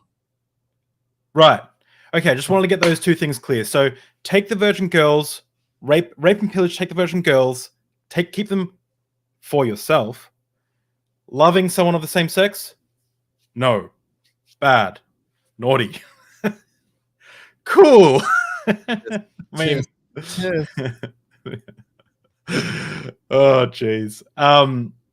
I have some fun questions for you, okay, to wrap this up. All right. What is the most plausibly true religious worldview that you don't subscribe to? Is that a comment? Like I'm better when I read. Oh, sorry, it's not a comment, but these are my ones that I put in.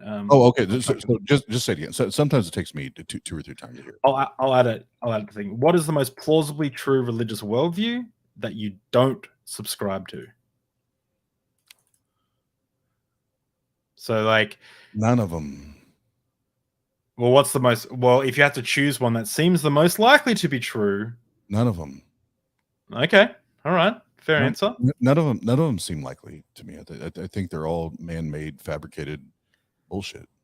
Oh, obviously that's the case. But if you had to, like, obviously, okay. So, would you say Mormonism is more wacky than Christianity because it adds like an extra? We're going to talk about what's the least wacky. Yeah, that's might be a bit different way to. Out of all the religions, what's the least wacky? Hellenism. Hellenism. Okay, cool. All right. Cool. This is a question I ask everyone. Well, actually, no, I'm going to ask Mr. Bootleg's question first. Do you think Christian apologists ever actually take note of these criticisms? Here's where I'll draw a separation.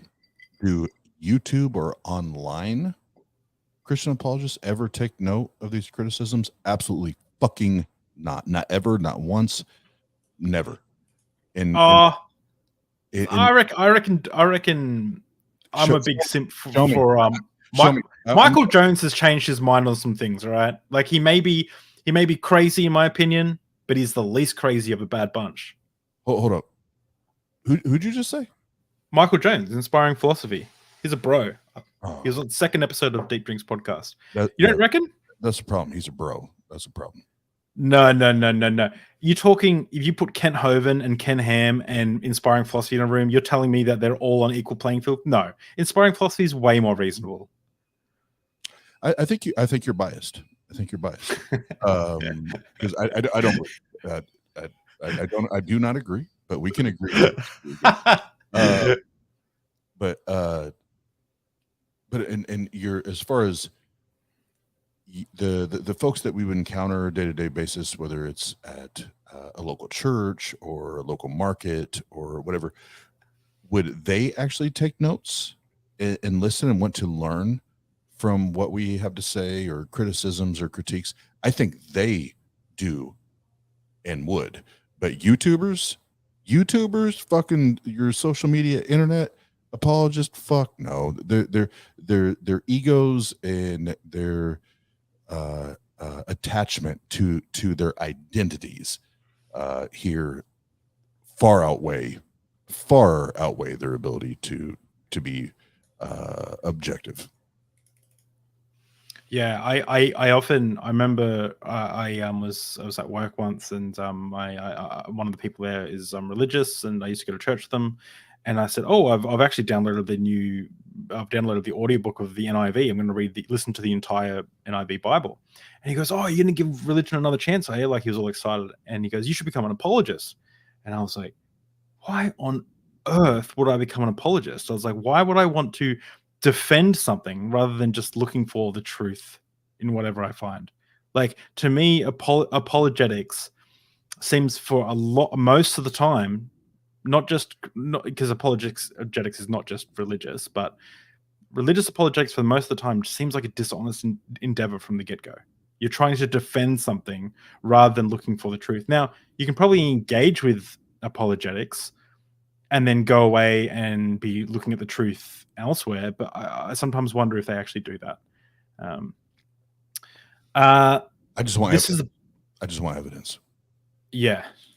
And I saw in the comment section, I had a debate with a Muslim, and you jumped in there, and you have it was interesting in the comment section. If you go check out some of my previous videos on my David McDonald YouTube channel, and also just remember that when we get to 1,000 subscribers, we are doing a charity stream. So if you want to get us there, if you want to support this channel, and you want to support charity, and you like this stuff, subscribe. If you don't like this stuff, then that's fine. You don't have to subscribe, but yeah, subscribe, and we're going to when we get to 1,000 subscribers, we're doing a charity stream.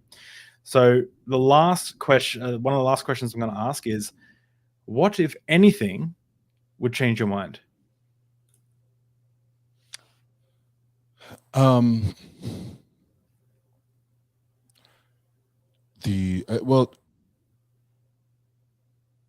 know the very unpopular answer is, I don't know, because he should know, or it should know, whatever.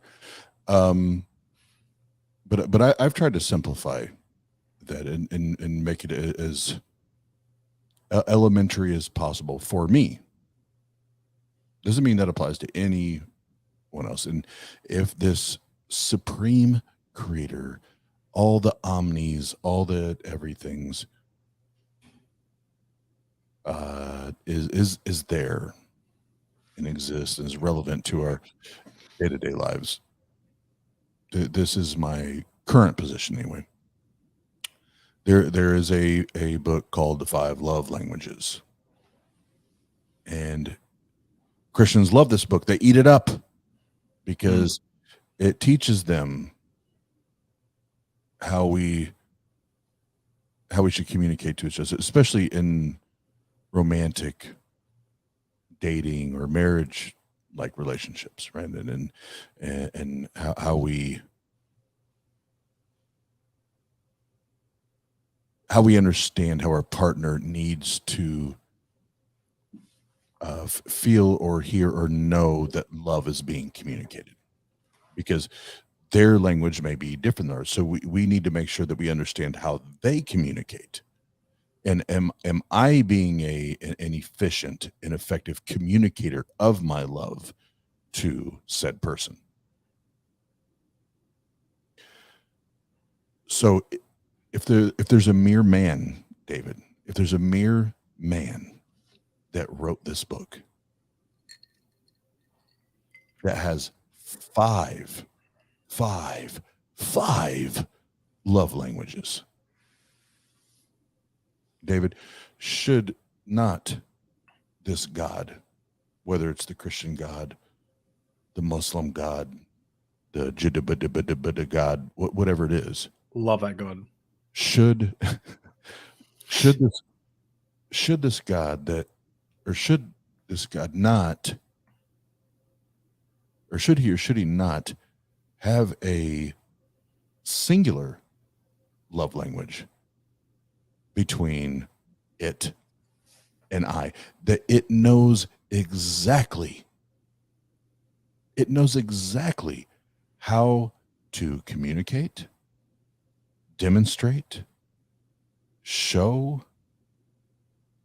display, make practical, make simple, however we want to. Shouldn't it be so easy for this supreme being, this ultimate being that knows, supposedly knows how many hairs are on your head or on my head, and knew us before we were birthed in our mother's wombs? Shouldn't it or he know that one language, that one love language that would convince me that he or it is there and present and relevant and willing to help me and love me and change my life? Wouldn't that be awesome? But the problem is that doesn't happen, and it's not there. So until this ultimate being, creator being, is better equipped to communicate a love language to Oz than a human that wrote and communicated 5 love language to the entire fucking globe. Until then, fuck off. Okay. Wow. This is why I love sassy Apostle Oz. Jenna actually said at the start of this stream, she said, "You're responsible for driving my man home if you're going to get toasted, sir."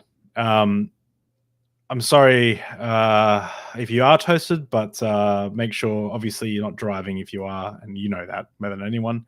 Before we end, we want to do a bit of Oz is going to do a bit of a freestyle. But why are you doing that freestyle, Oz? Well, those who may know, I did a freestyle with no warning on your channel, and I fucked up real bad. And it was because Jenna created this fucking rumor for some reason. Who knows why? Neil deGrasse Tyson knows why. That I wanted to freestyle rap Oz. Now, look, I'm not a rapper. I don't have the flow. I can't dance. I can't even do those Dance Dance Revolution machines. I've got nothing, right? So I thought what I would do is I needed to release a diss track. And when I was recording this, I was recording it at lunch at work. And so I had to use text-to-speech software, but I wrote you a little rap, and I want to I want to show you the first rap diss to Oz, and then I want you to be able to respond to that. And you don't know about this. Respond to that. This is okay. So this is text-to-speech software, so it's not the best. All right, but it's my little rap, and I'm gonna try. Now this is one of two. Okay, this is. I wrote this quickly. All right, ready? It's called Rap Davil, as in David Davil. Okay, you ready? All right, let's go.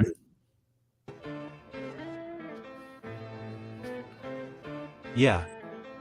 Tang Gang. I'm here with Tang Gang. Heathen Queen's a bitch. Let's go. Somebody grab me some whiskey, his fucking skills are tight. Not really, he knows I will be coming to end the fight.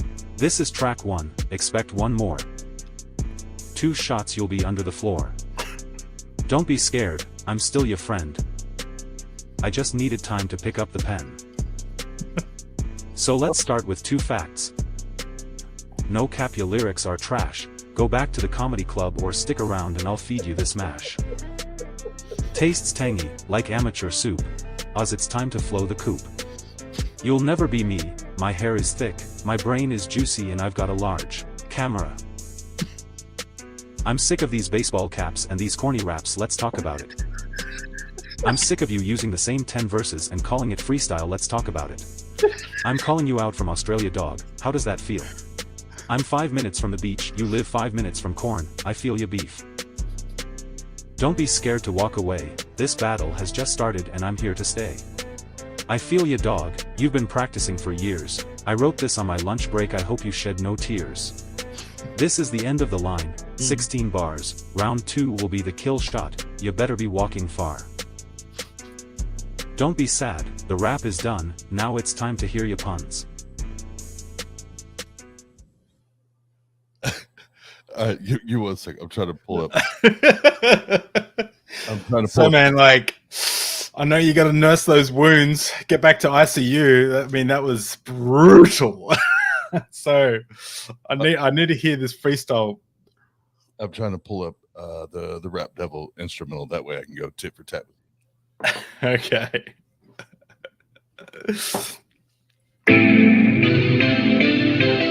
Oh, that's terrible.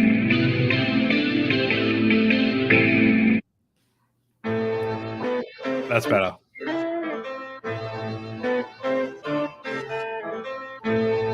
Go as hard as you want. Go as hard as you want. You got a lot to work with here. Hey, somebody grab some clip. Hold on, I gotta find the one without the words. It's hard. No, I have it on here. Where did I save that? So, Aunt Jer is roasting me in the comments. Aaron said, "This is why I showed up." Oh yeah, that's right. Aunt Jer said, "I just realized David looks like a grown-up Eddie Munster."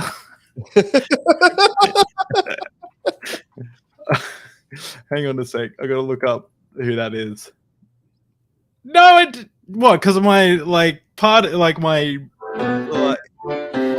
nah. Maybe. All right, before we do, you said you had a part 2.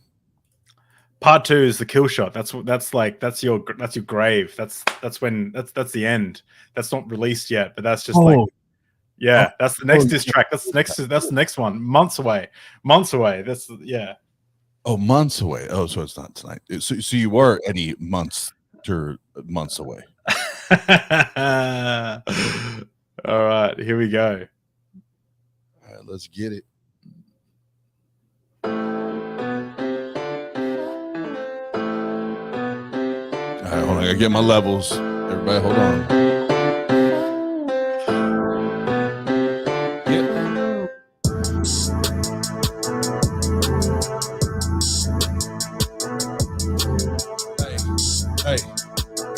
Hey.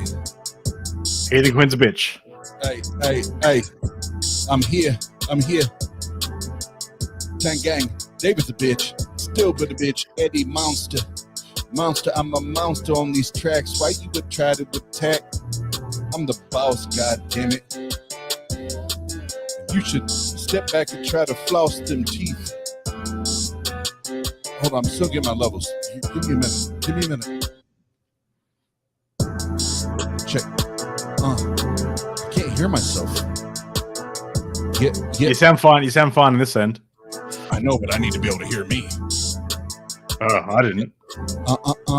Okay, there we go. Now I got it.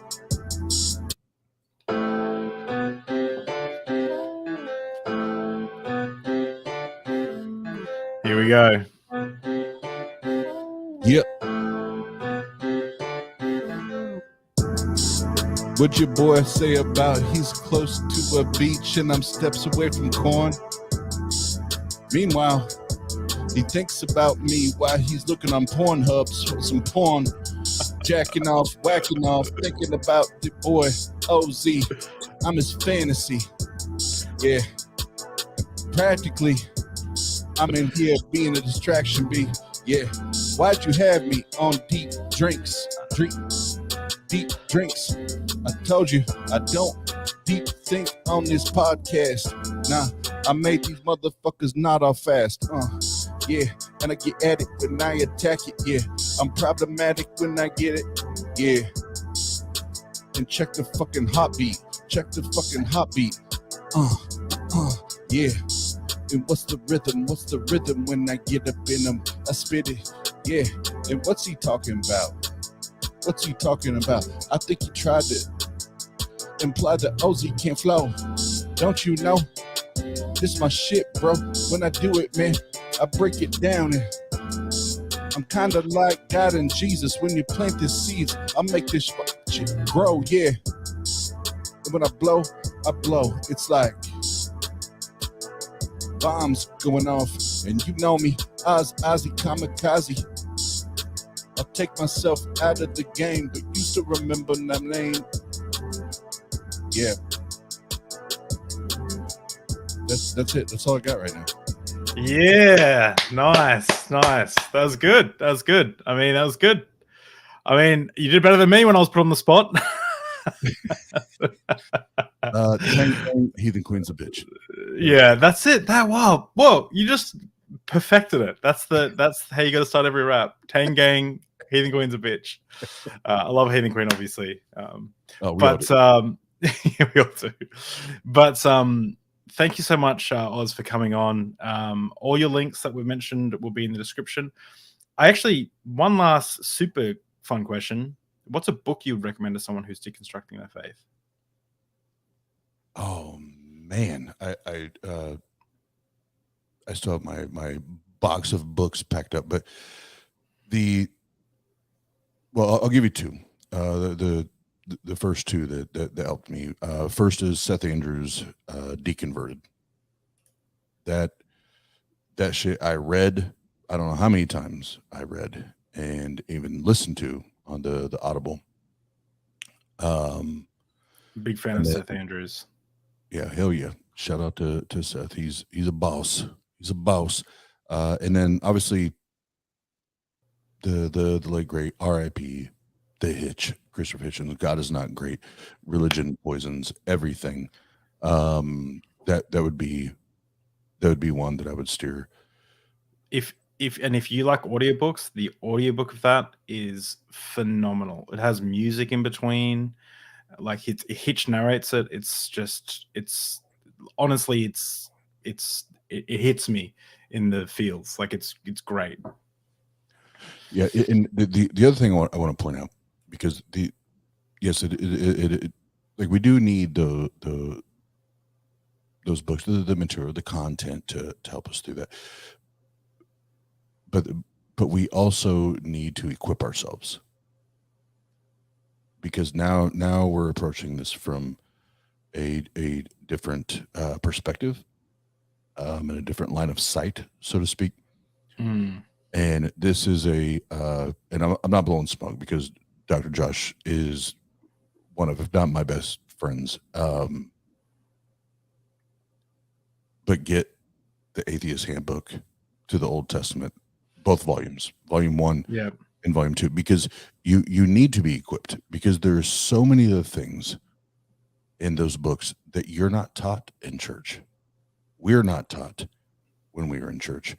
And you need to be equipped, because those are the very things that most people I talk to that start to chip away at that wall of faith, right? And start to cause the dents and the chips and the cracks and the eventual falling apart. And we're talking about Dr. Josh, somebody that he has a doctorate in one or two master degrees. It's like invest in those things as well. So yes, find the validation that you need. Find the validation in, like, deconverted and God is not great. Like, find that validation. You need that. You deserve that. But also equip yourself. Equip yourself with the information and the education that you need to have proper conversations, not debates, not arguments, to have proper conversations and dialogues with those that hold the now all of a sudden opposite belief that you have. Yeah. I just want to mention, Mr. Bootleg said, why does it matter that someone deconverts? Sorry, I wasn't here in the beginning. Mr. Bootleg is known on my Discord server for asking, he asks the most, he might ask a lot of questions, and they're great questions a lot of the time. This isn't, I don't care if someone's faithful, to be honest, myself personally. But for those who are deconstructing and they're going through what Oz is going through and what I went through, if you are deconstructing, sometimes it can feel very, very lonely, because the support network that you've had around you the whole life, your worldview that you've had around you your whole life, you no longer have access to.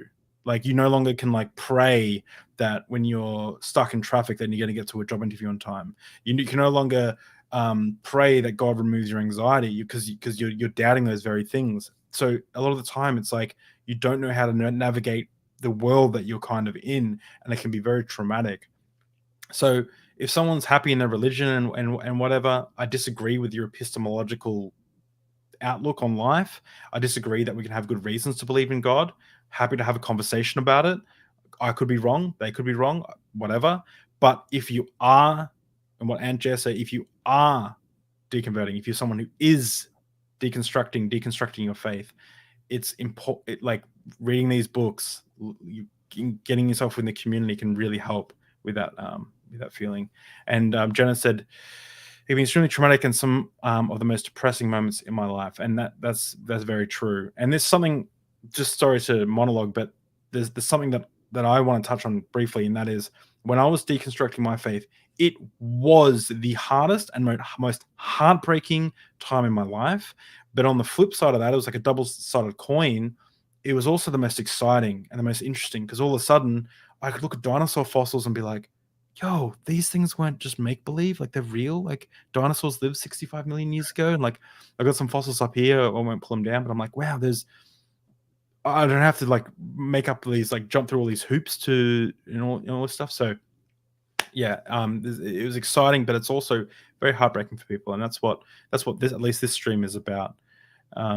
But thank you so much, Oz, for coming on. Do you got something you want to touch on just quickly? Real quick on what you were just saying, and I was kind of, until just now, I'd really just blocked out the chat and wasn't paying attention, just so I could be focused on our conversation. But two things, and I'll be as quick as possible. I know we're way over, but one, as far as why would I, and I'll talk about this from my perspective, why would I want to or desire for someone to deconvert from a religion, is specifically any of the Abrahamic religions, is, first of all, beliefs impact and influence people's decisions and their actions, and I want to be surrounded, as much as I can. I want to be surrounded by people that are rational, and they're loving, and they're kind, because they want to be rational and loving and kind, and they don't have these dogmatic beliefs that impact the way that they talk to people, treat people, the way they vote, the way they approach society. I want to know that I have, to the best of my ability, and that's what's fucked up, is we will never really know, but to the best of my ability, I want to know or understand that I'm around the highest quality people possible. Like I want to know that. I want to believe that. But to the other part that you talk about, David, there, through the deconstruction, but most importantly the deconversion part, and one of the things that I didn't at all address or talk about, and I'll say it very quickly here. That deconversion process, when you walk away, if you don't have people, if you don't have a community or that community, those people to lean on and talk to, that is one of the most fucked up, lonely, miserable segments of your life, because you've been stripped of everything that you thought was real and you thought was true. You're now realizing is not real and is not true. And you're wondering, is there anyone else out there that sees this, views this, feels this, understands this the way I am right now? And until you start to meet those people, it's fucked up, man. And it's lonely, and I'm not going to sugarcoat that, and I never will, because I shared this with someone. I think it was the stream I was with the Afro-humanists and others. There were several nights where I laid in my apartment, the same apartment I talked about earlier, staring at the ceiling, wondering why what's my purpose? Why am I here? Why should I continue to exist? Because now I have no purpose. I've literally now been robbed of everything. I've had everything that my identity has been tied to has been stripped from me and taken away from me. And there was I'm just going to pull it up because I think this is no, sorry, I didn't mean to play music. I'm sorry. Rap 2. I wanted to pull this up because I think it's ironic that we're talking about this to close this out. It was this night, and I put it in my calendar 3 years ago.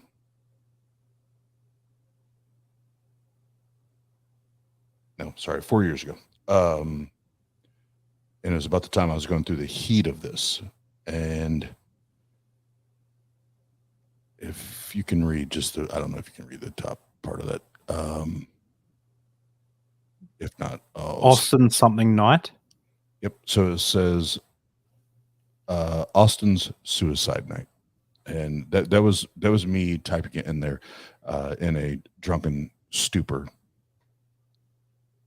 Once I had kind of bounced back after being through the depths and the throes of it, is I wanted to record that. I wanted to record that because it was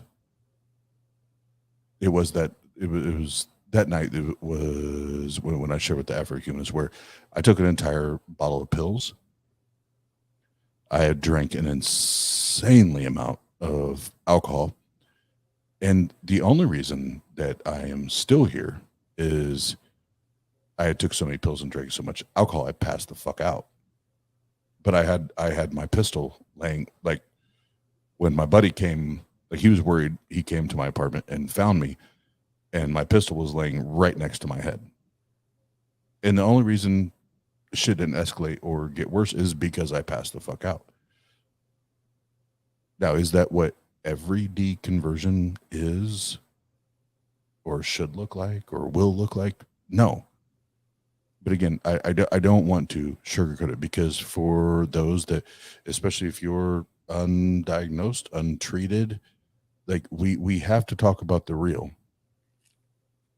and we have to talk about the raw, and what are the brutal realities in this. And when you walk away, sometimes that's how fucked that shit can get. And I will come full circle and say, that's why therapy is crucial. It's life-saving. And finding a group of people that you can connect with, whether it's 2 or 3 people or a gang of people like TANG Gang, where we welcome anyone and everyone. We want the misfits, the ones that everybody else discounts and throws to the side. We want to welcome those people, but those are the most wicked, ugly, and lonely moments that you can experience as a former believer. And I will end it and as much as I can, bring it up to more upbeat note. I want anyone and everyone now and later listening, I know David does too, and David is now part of TANG Gang, so I could even connect that here. I do this 99% of the time to help that person, and to be there for that person. And if you feel like, because of what people have told you and the way you grew up or indoctrination, whatever, that you're not good enough, or you're not worthy, or all the other shit they talk, I can tell you right now, you can have a place, find a place and have a place where you do feel worthy, and you do feel loved and appreciated and acknowledged and validated, which is the biggest thing. Validated. And the fact that you don't believe and you're still wanting or desiring that community. So I know I said I'd keep that brief, but as soon as I get preaching on that topic, I love people. I love people, and there's always a place, and like I'll wrap this up just like I did it better.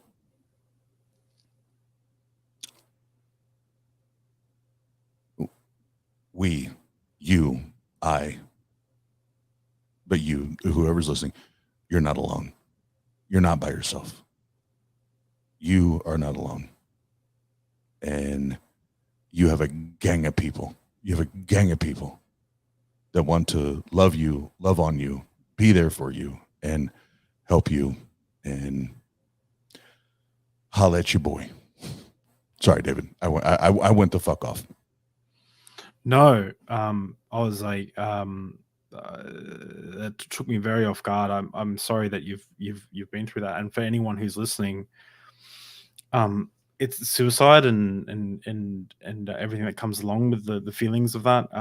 Is most people struggle with moments like that in their life, and there's no fucking shame in getting help. And I think I'm the same as I think everyone should go to therapy at least once in their life, or a few times in their life, because it is so helpful. And I've never been suicidal myself.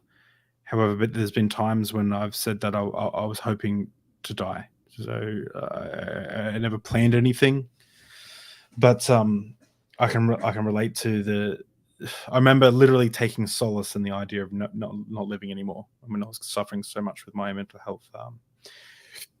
Jenna just said, "I'm proud of you." I will say this to end on a happier note: you and Jenna are becoming two of my favorite people on the internet. Like I became friends with Dr. Josh and Megan. They were my favorite for a while. Now you guys are starting to overtake them because I'm just talking to you guys more. I love you guys, and honestly, it's been awesome meeting you guys. And I really appreciate your story, and I really appreciate what you're trying to do. I think it's really important, and I hope that next time there is a better conference, you have me as the headlining rapper, because obviously you need some music there. I can rap if you need someone. You're the happy best. to- You're the greatest. Sylvester. You are the greatest rapper alive. So Tang Gang, I'm here with Tang Gang. Heathen Queen's a bitch. That's bars. bars. But thank you so much, Oz, for coming on. It's been an amazing journey to listen to your story, and all your links will be in the description. Make sure everyone, you go subscribe to TANG, the Atheist Network group. Subscribe to Jenna, subscribe to Oz. They're doing some good stuff, and you might see me over there shortly, hanging out with some peeps. I won't mention who they are, but thank you so much, guys, for tuning in, and I'll talk to you guys later. Love you all. See ya.